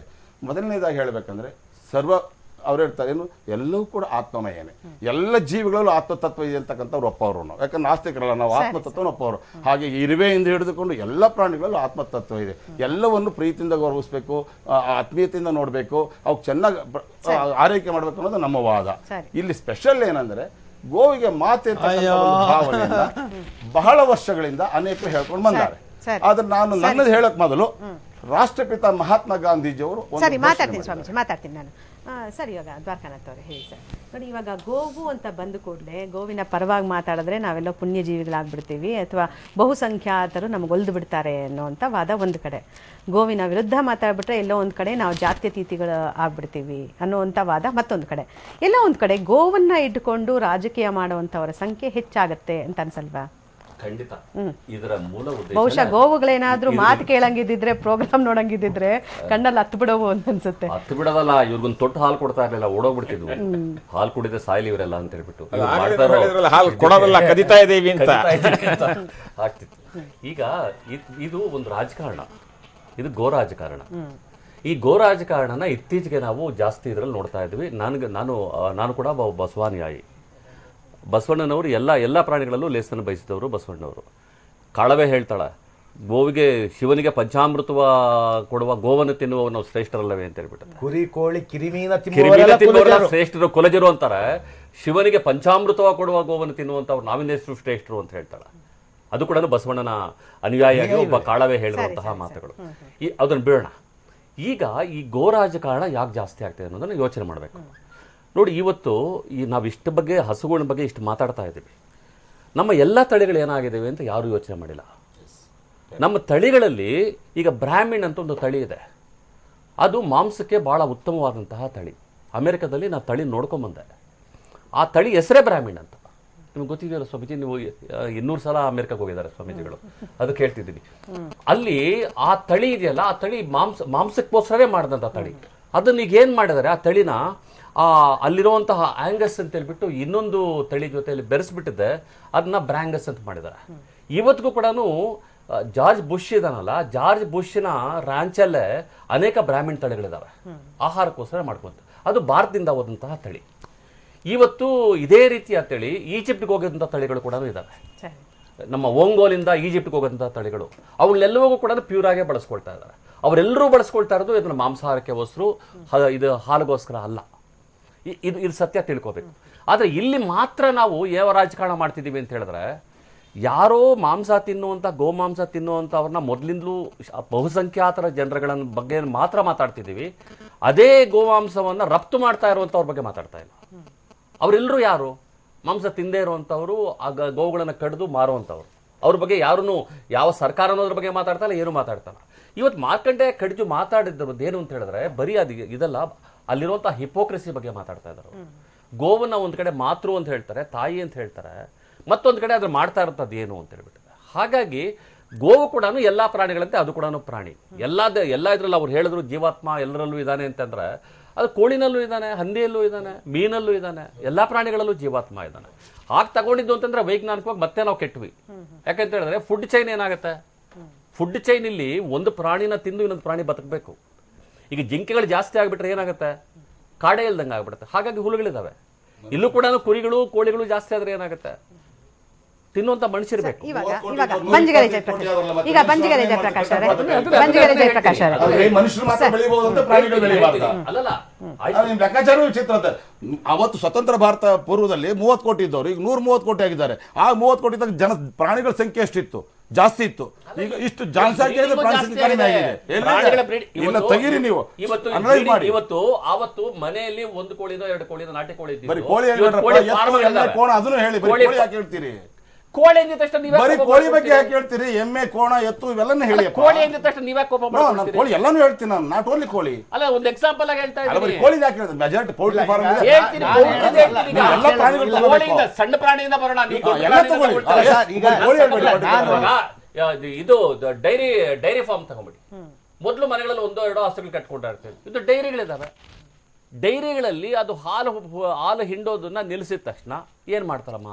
ಇನ್ನೊಂದು ಪ್ರಶ್ನೆ ಇದೆ. ಅಲ್ಲ, ಮನುಷ್ಯರು ಬಿಟ್ಬಿಡೋಣ ಬಿಡಿ, ಯಾಕಂದ್ರೆ ಮನುಷ್ಯರಿಗೆ ಎರಡೂ ಸಾಧ್ಯ, ಸಸ್ಯಾಹಾರವೂ ಸಾಧ್ಯ, ಮಾಂಸಾಹಾರವೂ ಸಾಧ್ಯ. ಈಗ ಹುಲಿ, ಚಿರತೆ, ನಾಯಿ, ತೋಳ, ಕಿರುಬ ಏನೇನು ಇದೆಯಲ್ಲ, ಅವು ಅದನ್ನ ತಿನ್ನದ ಸಸ್ಯಾಹಾರವನ್ನು ಬಳಸೋದಕ್ಕೆ ಸಾಧ್ಯ ಇಲ್ಲದಿರುವಂತಹ ವೈಜ್ಞಾನಿಕ ಏನು ನಿಯಮ, ಏನು ಮಿತಿ ಒಳಗೊಂಡಿರುವ ಹಂಗಾರೆ ಅವೆಲ್ಲ ಸತ್ತೋಗ್ಬಿಟ್ಟು ಹಸುಗಳು ಮಾತ್ರ ಇದ್ರಲ್ಲ. ಪ್ರಗತಿಪರರು, ವಿಚಾರವಾದಿಗಳು ಒಂದ್ ನಿಮಿಷ ಪ್ರಾಣಿಗಳನ್ನ ಒಂದ್ ನಿಮಿಷ ಮೇಜರ್ ಪ್ರಶ್ನೆ ಕೇಳಿದಾರೆ ಅವರು. ಪಶುಗಳನ್ನ ಇವ್ರು ಹೋಲಿಕೆ ಮಾಡ್ಕೊಳ್ಳೋದಾದ್ರೆ ಅದು ಹುಲಿ ಅಥವಾ ಚಿರತೆ, ಇನ್ಯಾವುದೋ ಪ್ರಾಣಿ ಮಾಂಸಾಹಾರಿ ಪ್ರಾಣಿ. ಹಾಗಾದ್ರೆ ಆ ಪಶುಗಳು ತಿಂತವೆ ಮಾಂಸ, ಅದಕ್ಕೆ ನಾವು ಪಶುಗಳಿಗೆ ತಿನ್ಕೋಬೇಕಂದ್ರೆ ನಾವು ಪಶು ಸಮಾನನ ಅಂತೀರಾ? ನೀವು ಒಪ್ಕೋತೀರಾ? ಪ್ರಪಂಚದಲ್ಲಿರುವ ಹುಲ್ಲು ತಿನ್ನುವವರು ಪಶುಗಳಲ್ವಾ? ಹಂಗಾದ್ರೆ ಹುಲ್ಲು ತಿನ್ನುವರು ಪಶುಗಳಲ್ಲ? ಹಂಗಾದ್ರೆ ಹುಲ್ಲು ತಿನ್ನೋರು ಕೂಡ ಪಶುಗಳೇ. ಹುಲ್ಲು ತಿನ್ನೋರು ಕೂಡ ಪಶುಗಳೇ. ಹೌದು, ಹುಲ್ಲು ತಿಂತ. ಹೌದು, ಅವರು ಪಶುಗಳೇ. ಯಾಕೆ ತಿಂದ್ರು ಹಂಗಾದ್ರೆ ಹುಲ್ಲು ತಿಂತಾ ಇದ್ದೀರಿ? ಅಲ್ಲ, ನಾನು ಹುಲ್ಲು ತಿಂತೀನಿ, ಮಾಂಸನೂ ತಿಂತಿದ್ದೀನಿ. ನೀವು ಹೊಟ್ಟೆಗೆ ಏನ್ ತಿಂತ್ರೋ ಗೊತ್ತಿಲ್ಲ ನನಗೆ. ನಾನು ಹೇಳ್ತಾ ಇರೋದು ಸಸ್ಯಾಹಾರ ಮತ್ತು ಪ್ರಾಣಿಯಾಹಾರ ಮಾತಾಡ್ತಾ ಇದ್ದೀನಿ. ಕೋಪ ಬರುತ್ತೆ. ದ್ವಾರಕನಾಥ ಹೆಸರಿಟ್ಕೊಂಡಿದ್ದೀರಿ, ದ್ವಾರಕನಾಥ ಕೃಷ್ಣ ಅಂತೀರಿ. ಗೋರಕ್ಷಣೆಗಾಗಿ ಹೋರಾಟ ಮಾಡೋದನ್ನ ಹೆಸರು ನೀವು ಇಟ್ಕೊಂಡಿದ್ದೀರಿ. ಅದಕ್ಕೆ ಬಂದಿದ್ದೀನಿ. ನಿಮ್ಮಮ್ಮ ಯಾಕಾದ್ರೂ ಇಟ್ರು ಅದು ನನಗೆ ಗೊತ್ತಿಲ್ಲ. ದ್ವಾರಕನಾಥ ನಾಳೆ ಒಂದು ದಿವಸ ಗೋರಕ್ಷಣೆ ಮಾಡ್ತಕ್ಕಂಥ ವೀರನಾಗ್ಲಿ, ದೊಡ್ಡನಾಗ್ಲಿ ಅಂತ ಗೋಹತ್ಯೆ ಪರವಾಗಿರ್ತಕ್ಕಂಥ ಅವ್ರ ಅಪ್ಪ ಅಮ್ಮ ಗೋಹತ್ಯೆ ಪರವಾಗಿರೋದಲ್ಲ. ನಾನು ಪ್ರಾಕ್ಟಿಕಲ್ ಆಗಿ ನೋಡಿ ಗೋಹತ್ಯೆ ಅಂತ ನನ್ನ ಹೆಸರು ಬಗ್ಗೆ ಬಂದ್ಬಿಟ್ಟಿದ್ದಾರೆ ಸ್ವಾಮೀಜಿ. ನೀವು ನನ್ನ ಭಕ್ತರಾಗಿ ಹಿಂಗ್ ಮಾತಾಡಬಾರ್ದು. ನಾನು ಹೇಳ್ತಾ ಇದ್ದೀನಲ್ಲ, ಈಗ ಅವರು ನನ್ನ ಹೆಸರಿನ ಬಗ್ಗೆ ಬಂದ್ಬಿಟ್ಟಿದ್ದಾರೆ. ಇವರು ಎಷ್ಟೋ ಸಲ ಹೇಳಿದ್ರೆ ನಿನ್ನ ಹೆಸರೇ ಕೃಷ್ಣನಪ್ಪ, ನಾನು ನಿನ್ ಭಕ್ತ ಅಂತ ಹೇಳಿದ್ರೆ ಸ್ವಾಮೀಜಿಗಳು. ಅವ್ರು ಹೇಳಿದ್ರೆ ಬೇಕಾದ ಸಲ ಹೇಳಿದ್ದೀನಿ. ಈಗ ಅವರು ತಮ್ಮ ದೈವದ ಬಗ್ಗೆ ಮಾತಾಡುವಾಗ ನೀವು ನನ್ನ ಪರವಾಗಿ ಮಾತಾಡ್ಬೇಕಲ್ವಾ? ಹಾಗಾಗಿ ಅಲ್ಲ, ಈಗ ಸ್ವಾಮೀಜಿಗಳು ಮಾತಾಡ್ತಾ ಇರೋದು, ಅವ್ರು ಹೇಳ್ತಾ ಇರೋದು ಶೈವರಾದ್ದರಿಂದ ಕೃಷ್ಣನನ್ನು ಹೀಗೆ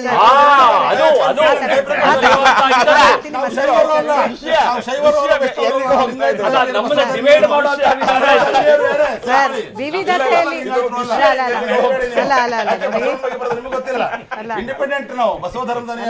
ವಿವಿಧತೆಯಲ್ಲಿ ಏಕತೆ ಅಂತ ಹೇಳ್ತೀವಿ ನಮ್ಮ ಭಾರತನ. ಅದೇ ಧರ್ಮ ಮತ್ತೆ ಈ ಹಸು ಅದೆಲ್ಲ ಬಂದ್ಬಿಟ್ರೆ ಅದನ್ನೆಲ್ಲ ಮರೆತು ಹೋಗ್ತೀವಿ ಅಂತ ಎಲ್ಲೋ ಒಂದು ಕಡೆಗೆ. ಮತ್ತೆ ಮಾತಾಡ್ತೀನಿ, ಮತ್ತೆ ಚರ್ಚೆ ಮುಂದುವರಿತೀನಿ. ಒಂದು ಚಿಕ್ಕ ಬ್ರೇಕ್.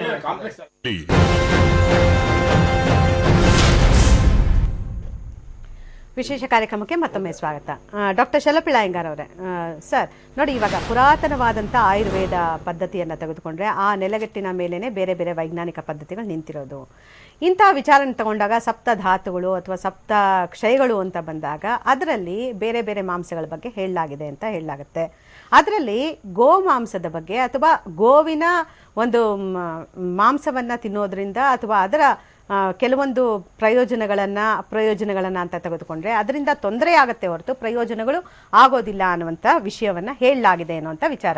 ಸೊ ಎಲ್ಲ ವಿಚಾರಗಳನ್ನ ತಗೊಂಡು ಅಂದರೆ ಒಟ್ಟಾರೆಯಾಗಿ ಆರೋಗ್ಯಕರವಾಗದಂಥ ವಿಚಾರಗಳಂದರೆ ಹಾಲಾಗಿರ್ಬೋದು, ಮೊಸರು, ಮಜ್ಜಿಗೆ, ತುಪ್ಪ ಇವೆಲ್ಲವೂ ಕೂಡ ಮನುಷ್ಯನಿಗೆ ಬೇಕಾದಂಥದ್ದು, ಅಂದರೆ ಆರೋಗ್ಯ ವೃದ್ಧಿಯ ನಿಟ್ಟಿನಲ್ಲಿ ಕೆಲಸ ಮಾಡುತ್ತೆ. ಮಾಂಸ ತಿನ್ನೋದ್ರಿಂದ ಅಂದರೆ ಕೆಲವೊಂದು ಅಂದರೆ ಮುಖ್ಯವಾಗಿ ತೆಗೆದುಕೊಂಡ ಪಕ್ಷದಲ್ಲಿ ಕ್ಯಾನ್ಸರ್ ಬರುತ್ತೆ, ಅದು ಕೋಲೋನ್ ಕ್ಯಾನ್ಸರ್ ಬರುತ್ತೆ ಅನ್ನುವಂಥ ವಿಚಾರ ಅಮೆರಿಕದ ಒಂದು ವರದಿಯಲ್ಲಿ ಪ್ರಕಟಗೊಂಡಿರುವಂಥದ್ದು. ಸೊ ಈ ವಿಚಾರವನ್ನೆಲ್ಲ ನೋಡಿದಾಗ ಬಹುಶಃ ಏನಂದರೆ ಗೋವಿಗೆ ಒಂದು ಮಾತೆಯ ಸ್ಥಾನ, ಅದು ಆರೋಗ್ಯವನ್ನು ರಕ್ಷಣೆ ಮಾಡುತ್ತೋ ಅಂತ ನಿಟ್ಟಿನಲ್ಲಿ ಈ ಎಲ್ಲ ಅಂಶಗಳನ್ನು ಪರಿಗಣಿಸಿಕೊಂಡು ಅದಕ್ಕೆ ಮಾತೆಯ ಸ್ಥಾನ ಕೊಡಲಾಗಿದೆ ಅನ್ನುವಂಥದ್ದು.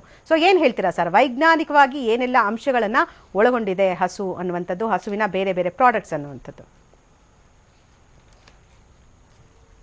ಪ್ರಧಾನವಾಗಿ ನಾವು ಮಾತಾಡ್ತಾ ಇದ್ದಾಗ ನಂದನ್ನ ಪ್ರವಚನ ಅಂದ್ಬಿಡ್ತಾರೆ, ಅದು ಪ್ರಾಬ್ಲಮ್. ಅವರು ಮಾತಾಡ್ತಾ ಇದ್ದಾಗ ನಾವು ಕೇಳಿಸ್ಕೋಬೇಕು, ಅದು ಪ್ರವಚನ ಅಂತ ಹೇಳಕ್ ಬರಲ್ಲ.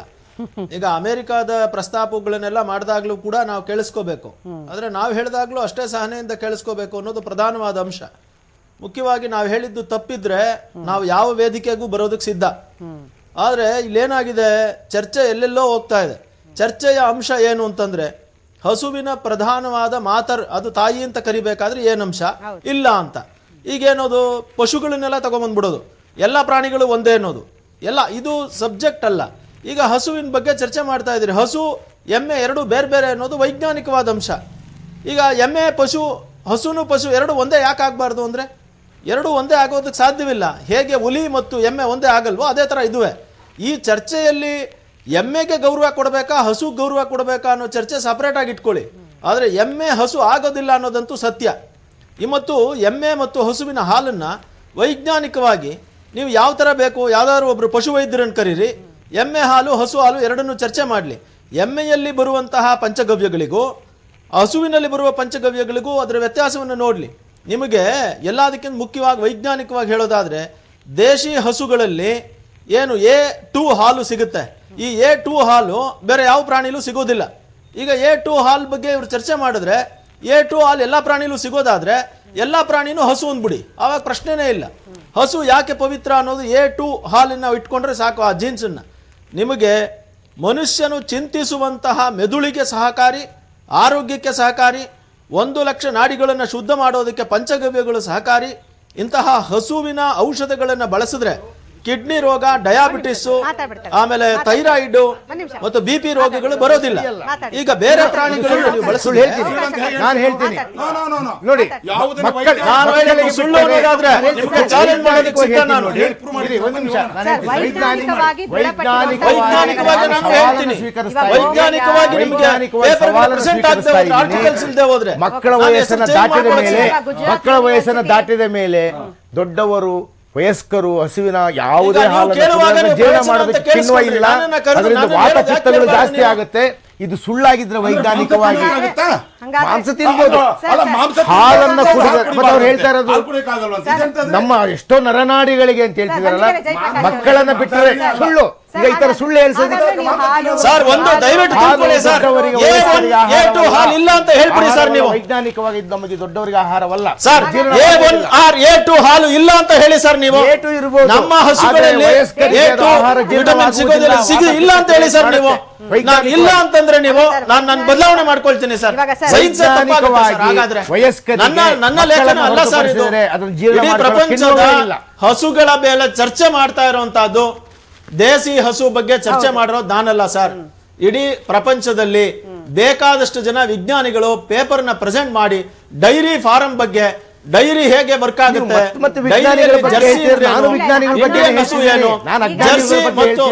ವೈದ್ಯಕೀಯ ರಿಸರ್ಚ್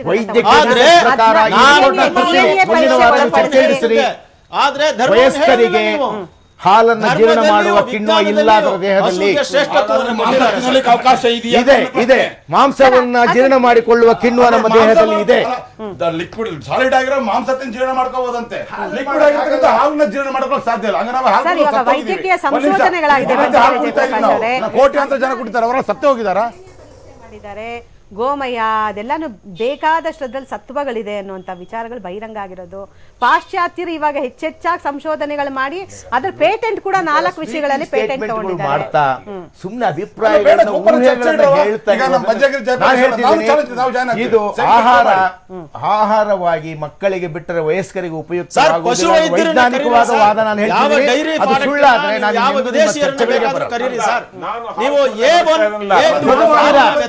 ಬಲಾತ್ಕಾರವಾಗಿ ಪ್ರಯತ್ನ ಪಟ್ಟಿದ್ದೀರಾ, ವಾದಪುಸ್ತಕಗಳಿಗೆ ಕಾರಣ ಮಾಂಸ ತಿನ್ಬೋದಂತೆ. ಸರ್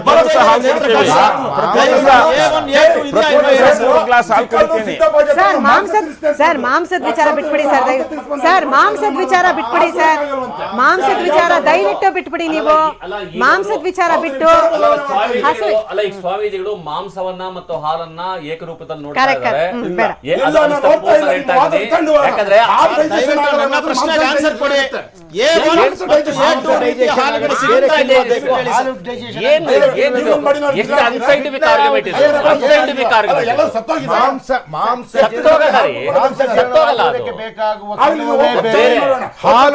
ಹಾಲು ಜೀರ್ಣವಾಗುವುದಕ್ಕೆ ಬೇಕಿರುವ ಕಿಣ್ವವೇ ಬೇರೆ.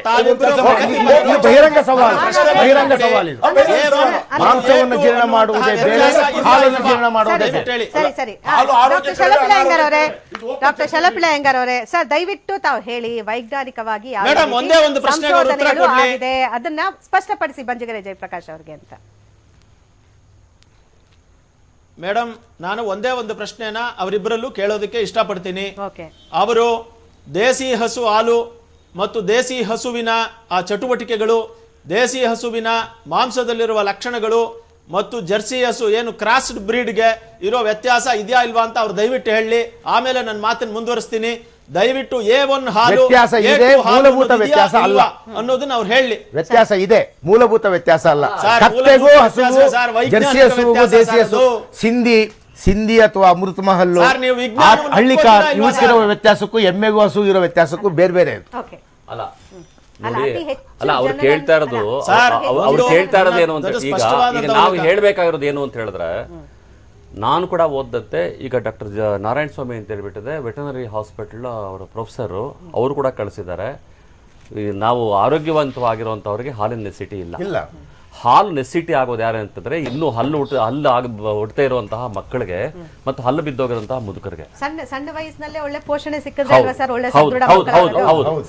ಅದಕ್ಕೋಸ್ಕರ ನಾನು ಹೇಳ್ತಾ ಇದ್ದೀನಿ. ಅದಕ್ಕೋಸ್ಕರ ಹೇಳ್ತಾ ಇದ್ದೀನಿ. ತಾಯಿ ಅಂತ ಹೇಳ್ತಾರೆ ಅನ್ನೋದು ಕೇಳಿದೆ ನಾನು. ಬೇರೆ ಬೇರೆ ಗಮನಿಸ್ಕೊಳ್ಳೇ ಇಲ್ಲ.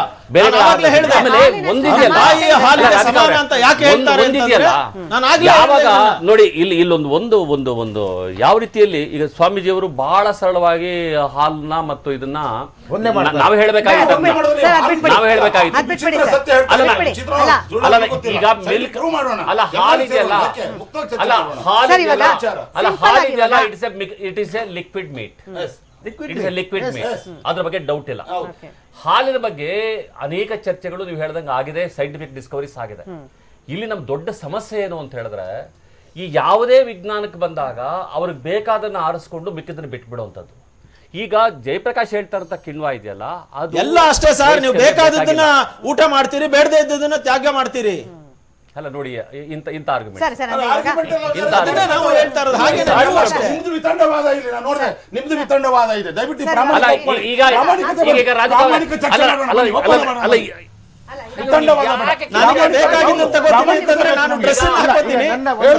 ಹತ್ತಿನ ಬಟ್ಟೆನ ತಗೋತೀವಿ, ಹತ್ತಿಯ ಬೀಜವನ್ನು ತ್ಯಾಗ ಮಾಡ್ತೀವಿ. ನೀವು ಹತ್ತಿಯ ಬೀಜವನ್ನು ತಗೊಳ್ತೀರಾ? ನೀವು ಪ್ರತಿಯೊಂದರಲ್ಲೂ ಅಷ್ಟೇ ಸರ್. ಯಾವುದು ಮನುಷ್ಯನಿಗೆ ಯಾಕೆ ಅಂತ ಹೇಳ್ತೀರಿ? ನೀವು ವಾದ ಮಂಡನೆ ಮಾಡ್ಬೋದು ಜೋರಾಗಿ, ನಾವು ಮಾಡಬಾರ್ದಾ? ಒಂದ್ ನಿಮಿಷ ಸ್ವಾಮೀಜಿ ನೋಡಿ, ಒಳ್ಳೆ ಒಂದು ಸಂದೇಶ ಹೋಗ್ಬೇಕು.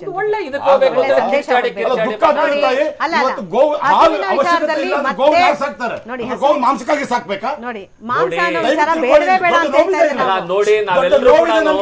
ನಾವೆಲ್ಲರೂ ಕೂಡ ಕೃಷಿ ಕುಟುಂಬದಿಂದ ಬಂದಂತವ್ರು, ಗೋವಿನ ಜೊತೆ ಬೆಳೆದಂತವ್ರು ನಾವು. ಇವರು ಬರೀ ಸಾಕಿದವರು, ಸಗಣಿ ತೊಳೆದವ್ರು ನಾವೆಲ್ಲರೂ ಕೂಡ. ಇವರು ಅಲ್ಲ, ಇವರಿಗೆ ಬರೀ ಹಾಲು ಕೊಡ್ತಾರೆ.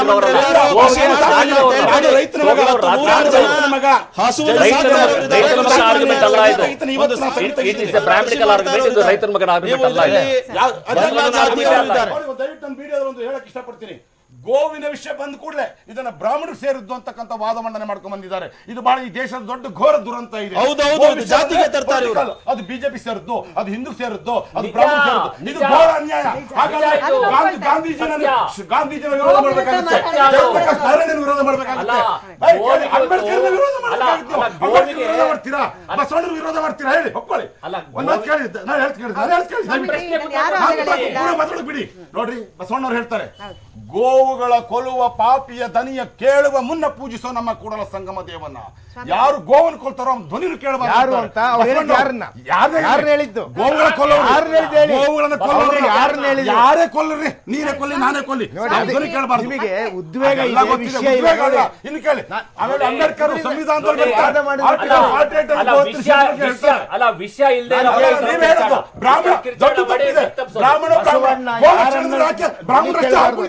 ಬ್ರಾಹ್ಮಣರಷ್ಟೇ ಊಟ ಮಾಡ್ತಾರ, ಹೊಲದಲ್ಲಿ ಉಳೋದು ಎತ್ತು ತುಪ್ಪ ನೀವು ಬ್ರಾಹ್ಮಣರಷ್ಟೇ ತಿಂತಾರೆ. ನಾವ್ಯಾರು ತಿನ್ನಲ್ವಾ? ಕಾಂಗ್ರೆಸ್ನವ್ರು ತಿನ್ನಲ್ವಾ? ಆಮೇಲೆ ಇನ್ನೊಂದು ಗೋಹತ್ಯೆ ನಿಷೇಧ ಕಾನೂನು ಜಾರಿ ತಂದಾರೆ 64 ಕಾಂಗ್ರೆಸ್ನವರೇ. ಇಡೀ ದೇಶದ ಜಾರಿ ತಂದಾರೆ ಅವರೇ. ಬಿಜೆಪಿ ಅಲ್ಲ, ನಾನು ಯಾಕೆ ಬಿಜೆಪಿ ಆಗ್ತೀನಿ? ನಾನು ಬಸವಣ್ಣ ನನಗೆ ಬಿಜೆಪಿ ಅಂತ ಹೇಳ್ತೀನಿ. ಹೌದು, ನಾನು ಬಿಜೆಪಿ ಪರ ಅಲ್ಲ. ನೋಡ್ರಿ, ನಾನು ಯಾವ ಪಕ್ಷದ ಪರ ಅಲ್ಲ. No, I am not belong to any political party. ಗೋ ರಕ್ಷಣೆ ಪರ. ಇವತ್ತು ವಿಶ್ವ ಗೋ ರಕ್ಷಣೆ ಪೀಠದ ಅಧ್ಯಕ್ಷರಾಗಿ ಪೂರ್ತಿ ಎಲ್ಲಿಗೋ ಕೆಡಿಸ್ಬಿಟ್ರಿ ಪೂರ್ತಿ.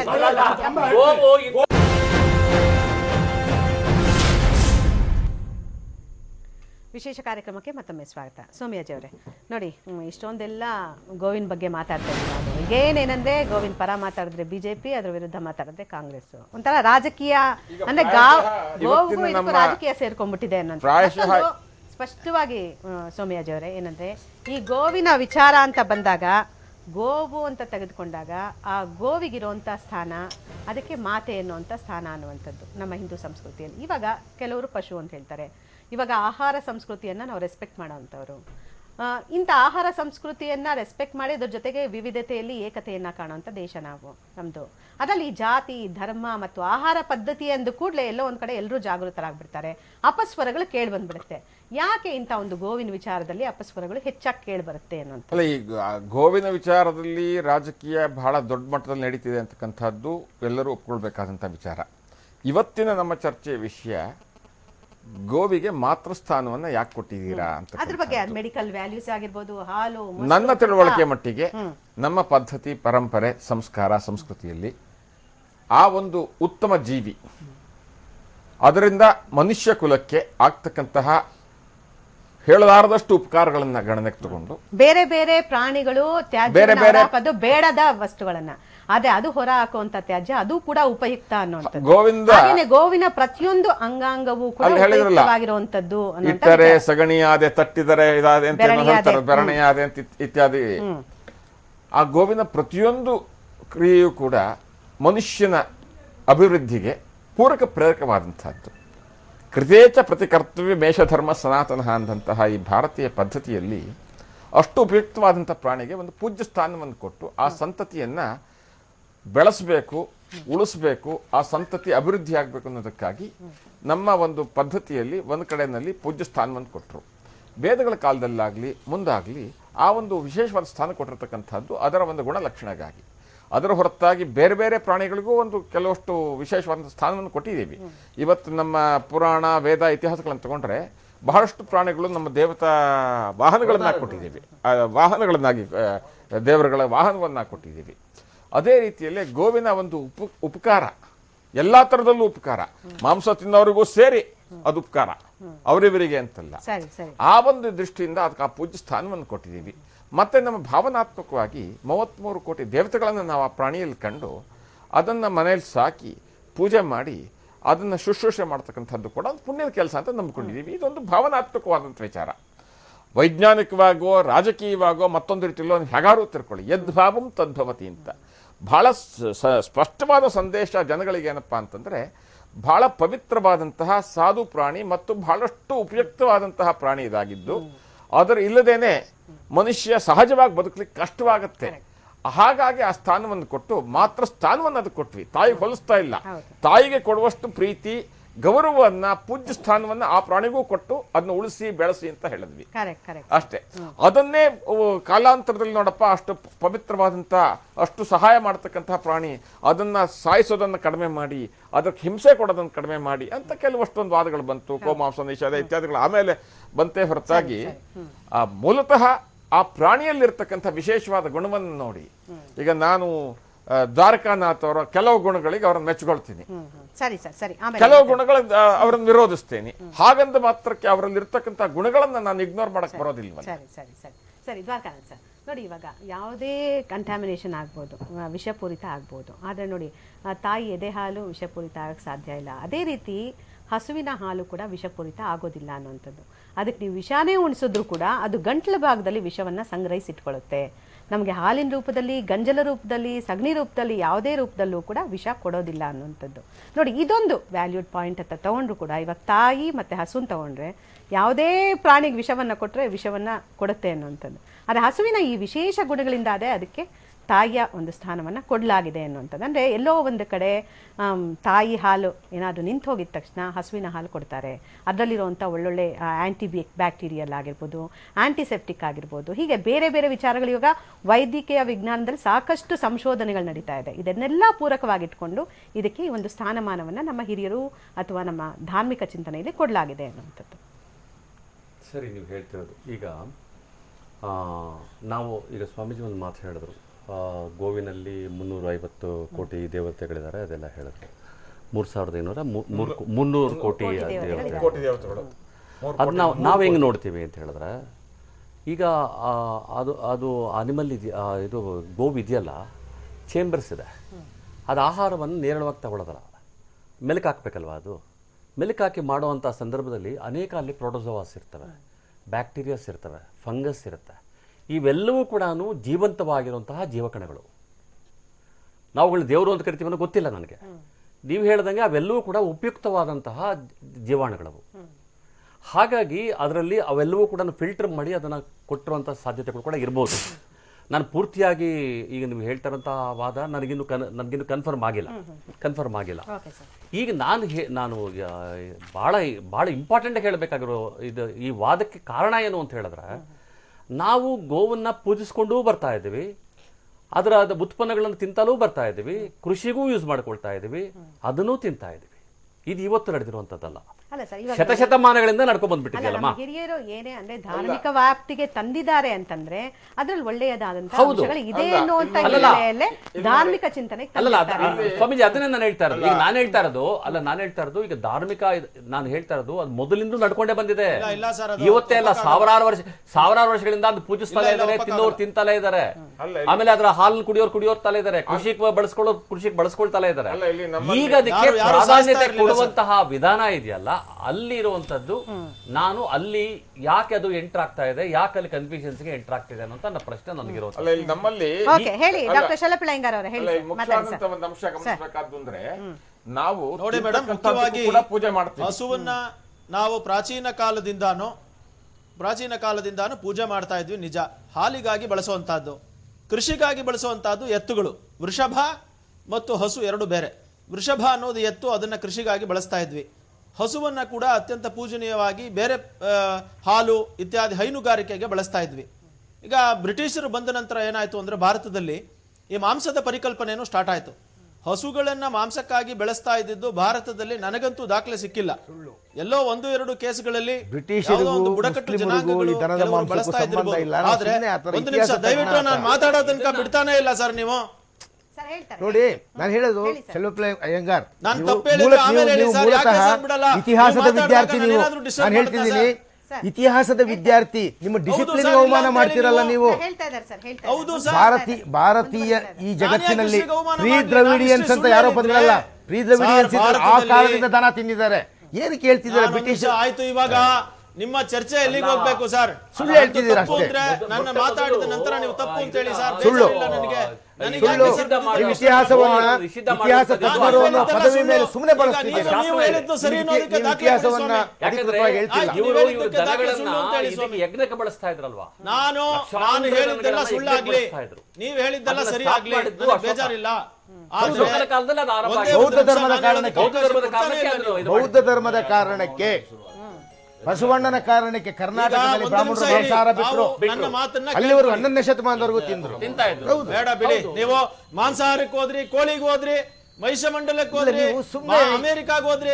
ಇತಿಹಾಸದ ಹೆಸರಲ್ಲಿ ನೀವು ಅಬದ್ಧಗಳನ್ನ ಹೇಳಿದ್ರೆ ಕೇಳ್ತಾ ಕೂತಾಗ ನಾನು ಕೂಡ ಇಷ್ಟು ಸ್ಟೂಡೆಂಟ್ ಹೇಳ್ತಾ ಇಲ್ಲ ನಿಮ್ಗೆ. ನಾನು ಏನ್ ಹೇಳ್ತಾ ಇದೀನೋ ಅದನ್ನ ತಾವು ತಪ್ಪು ಅನ್ನಿ, ಪರವಾಗಿಲ್ಲ, ಆದ್ರೆ ಮಾತಾಡೋಕೆ ಅವಕಾಶ ಕೊಡಲ್ವಲ್ಲ. ಸುಳ್ಳು ಹೇಳ್ತಾ ಇದ್ರೆ ಅದನ್ನ ಮೀಡಿಯಾದಲ್ಲಿ ಹೇಳ್ಸಕ್ ಬಿಟ್ಬಿಡ್ತಾರಾ? ಸ್ವಾತಂತ್ರ್ಯಕ್ಕೆ ಕೋಟಿ ಜನ ಕೇಳಿಸ್ಕೊಳ್ತಿದ್ದಾರೆ ಅಲ್ಲಿ. ಸುಳ್ಳು ಸುಳ್ಳು ಸುಳ್ಳು. ಹೇಳಿ ಆಮೇಲೆ ನಿಮಗೆ ಈ ಭಾರತೀಯ ನೆಲದಲ್ಲಿ ಯಾರು ಮೊದಲು ವಾಸ ಮಾಡಿದ್ರು ಗೊತ್ತಿದೆಯಾ? ಯಾರಿದ್ರೆ ಹೇಳ್ರಿ. ಅದು ಆಯ್ತು, ಮೊಘಲರ ಕಾಲದಲ್ಲಿ 1500 ಬಂದವರು ಆರ್ಯರು ಹಸುಗಳ ಮಂದೆ ಕರ್ಕೊಂಡು, ಅದಕ್ಕಿಂತ ಮೊದಲು 3000 ವರ್ಷ ನಾವು ನಿಮ್ಮ ವಾದವನ್ನ ಪಶುಪತಿಯ ಚಿಹ್ನೆಯನ್ನು ಯಾರು ಕೊಟ್ಟಿದ್ದು? ನಾವು ಅದನ್ನು ಕೊಟ್ಟಿದ್ದು ಆರ್ಯರಲ್ಲ, ನಾವು ದ್ರಾವಿಡರು ಕೊಟ್ಟಿದ್ದು. ದ್ರಾವಿಡ ನಾವು ಕೊಟ್ಟಿದ್ದು ದ್ರಾವಿಡರೇ. ಈಗ ಮೊಘಲರ ಕಾಲದಲ್ಲಿ ಸರಿ ಸಂಪೂರ್ಣವಾಗಿ ಕೊನೆಯದಾಗಿ ನಿಮ್ಮ ಅಭಿಪ್ರಾಯ ನಾನು ದಯವಿಟ್ಟು ಒಂದು ಮುಖ್ಯವಾಗಿ ಹೇಳ್ಬಿಡ್ತೀನಿ. ಬ್ರಿಟಿಷರು ಹಲೋ ಹೇಳಿ ಸರ್, ನನಗೆ 1 ನಿಮಿಷ ಅವಕಾಶ ಕೊಡಿ. ಹೇಳಿ ಸರ್. ನೋಡಿ, ಬ್ರಿಟಿಷರು ಬಂದ ನಂತರ ನಮ್ಮ ದೇಶದಲ್ಲಿ ಇವತ್ತು ಪ್ರಪಂಚದಲ್ಲಿ ಎಲ್ಲಾ ಕಡೆನೂ ಹೈನುಗಾರಿಕೆ ಮಾಂಸಕ್ಕಾಗಿ ಆರಂಭ ಆಯ್ತು. ಅದಾದ ನಂತರ ದೇಶೀಯ ತಳಿಗಳಿಗೆ ಅವ್ರೇನ್ ಮಾಡಿದ್ರು ಅಂತ ಕೇಳಿದ್ರೆ ಆ ಹೈಬ್ರಿಡ್ ಜರ್ಸಿ ಹಸುವನ್ನ ಬ್ರೀಡ್ ಮಾಡಿದ್ರು. ಯಾವಾಗ ಮಾಂಸದ ಮತ್ತು ಹಾಲಿನ ಎರಡರ ಅವಶ್ಯಕತೆ ಜಾಸ್ತಿ ಆಯ್ತು, ಆವತ್ತು ನಮ್ಮ ದೇಶೀಯ ತಳಿಗಳಿಗೆ ಜರ್ಸಿ ತಳಿಗಳನ್ನ ತಂದು ಎರಡನ್ನು ಮಿಕ್ಸ್ ಮಾಡಿದ್ರು. ಆದ್ದರಿಂದಾಗಿ ಇವತ್ತು ಹಾಲಿನಲ್ಲಿ ನಿಜವಾಗಿಯೂ ಹಾಲು ಅತ್ಯಂತ ಹಾನಿಕಾರಕ ಅನ್ನೋದು ವೈಜ್ಞಾನಿಕವಾಗಿ ಪ್ರೂವ್ ಆಗ್ತಾ ಇದೆ. ದೇಶೀಯ ಹಸುಗಳ ಹಾಲು, ದೇಶೀಯ ಹಸುವಿನ ತುಪ್ಪ, ದೇಶೀಯ ಹಸುವಿನ ಯೂರಿನ್ ಏನ್ ಹೇಳ್ತಾರೆ ಗವ್ಯ, ಇದು ಎಷ್ಟು ಮುಖ್ಯವಾದದ್ದೋ ಅಷ್ಟು ಇವತ್ತು ಜರ್ಸಿ ಹಸುವಿನ ಹಾಲು ಇದು ಬೆಳೆದಿಲ್ಲ. ಇದನ್ನ ಹಂದಿ ಹಸು ಅಂತ ಕರೀತಾರೆ. ಬೇಕಾದ್ರೆ ಬಹಳ ಜನ ಇದನ್ನ ಹಾಗೆ ಹೇಳ್ತಾರೆ. ಕೆಲವರಿಗಂತೂ ಇದು ಹಂದಿ ಜೀನ್ಸ್ ನ ಮಿಕ್ಸ್ ಮಾಡಿದ್ದಾರೆ ಅನ್ನುವಂತಹ ಇದಿದೆ. ಯಾಕಂದ್ರೆ ಇದು ಮಾಂಸಕ್ಕಾಗಿ ಮಾಡಿದ್ದು. ಯಾವ ಹಸುವು ಕೂಡ, ಈವನ್ ಜರ್ಸಿ ಹಸು, ಇಂಗ್ಲೆಂಡ್ದು ಒರಿಜಿನಲ್ ಜರ್ಸಿ ಹಸು ಕೂಡ ಇಷ್ಟು ಹಾಲು ಕರೆಯೋದಿಲ್ಲ. ಅದು ಕೂಡ ಏನಂತ ಕೇಳಿದ್ರೆ ಭಾರತೀಯ ಹಸುಗಳು ಕೂಡ ಇಷ್ಟು ಹಾಲು ಕರೆಯೋದಿಲ್ಲ. ಆದ್ರೆ ಮಾಂಸಕ್ಕಾಗಿ ಮತ್ತು ಹಾಲಿಗಾಗಿ ಮಾಡಿದ್ರಿಂದಾಗಿ ಅದರ ಪರಿಣಾಮವಾಗಿ ಇವತ್ತು ಭಾರತದಾದ್ಯಂತ ಥೈರಾಯ್ಡ್ ಸಮಸ್ಯೆ ಎಷ್ಟು ಜನ ಕಾಮನ್ ಇವತ್ತು. ಅದೇ ರೀತಿ ಡಯಾಬಿಟಿಸ್ ಸಮಸ್ಯೆ ಕಾಮನ್, ಇದು BP ಕಾಮನ್ ಆಗಿದೆ. ನಾನು ಹೇಳ್ತಾ ಇರೋದಲ್ಲ, ಇದು ವಿಜ್ಞಾನದ ರಿಪೋರ್ಟ್ಸ್ಗಳು ಮ್ಯಾಗಝೈನ್ಸ್ ಗಳಲ್ಲಿ ಬಂದಿರೋದು. ಇದನ್ನ ಒಂದು ವೇಳೆ ಜಯಪ್ರಕಾಶ್ ಅವರು ಮತ್ತು ದ್ವಾರಕಾನಾಥ್ ಅವರು ಸುಳ್ಳು ಅನ್ನೋದಾದ್ರೆ ಅದನ್ನ ಸುಳ್ಳು ಅಂತ ಹೇಳ್ಕೊಳ್ಳಿ. ಯಾವಾಗ ಭಾರತದಲ್ಲಿ ನೋಡ್ಲಿ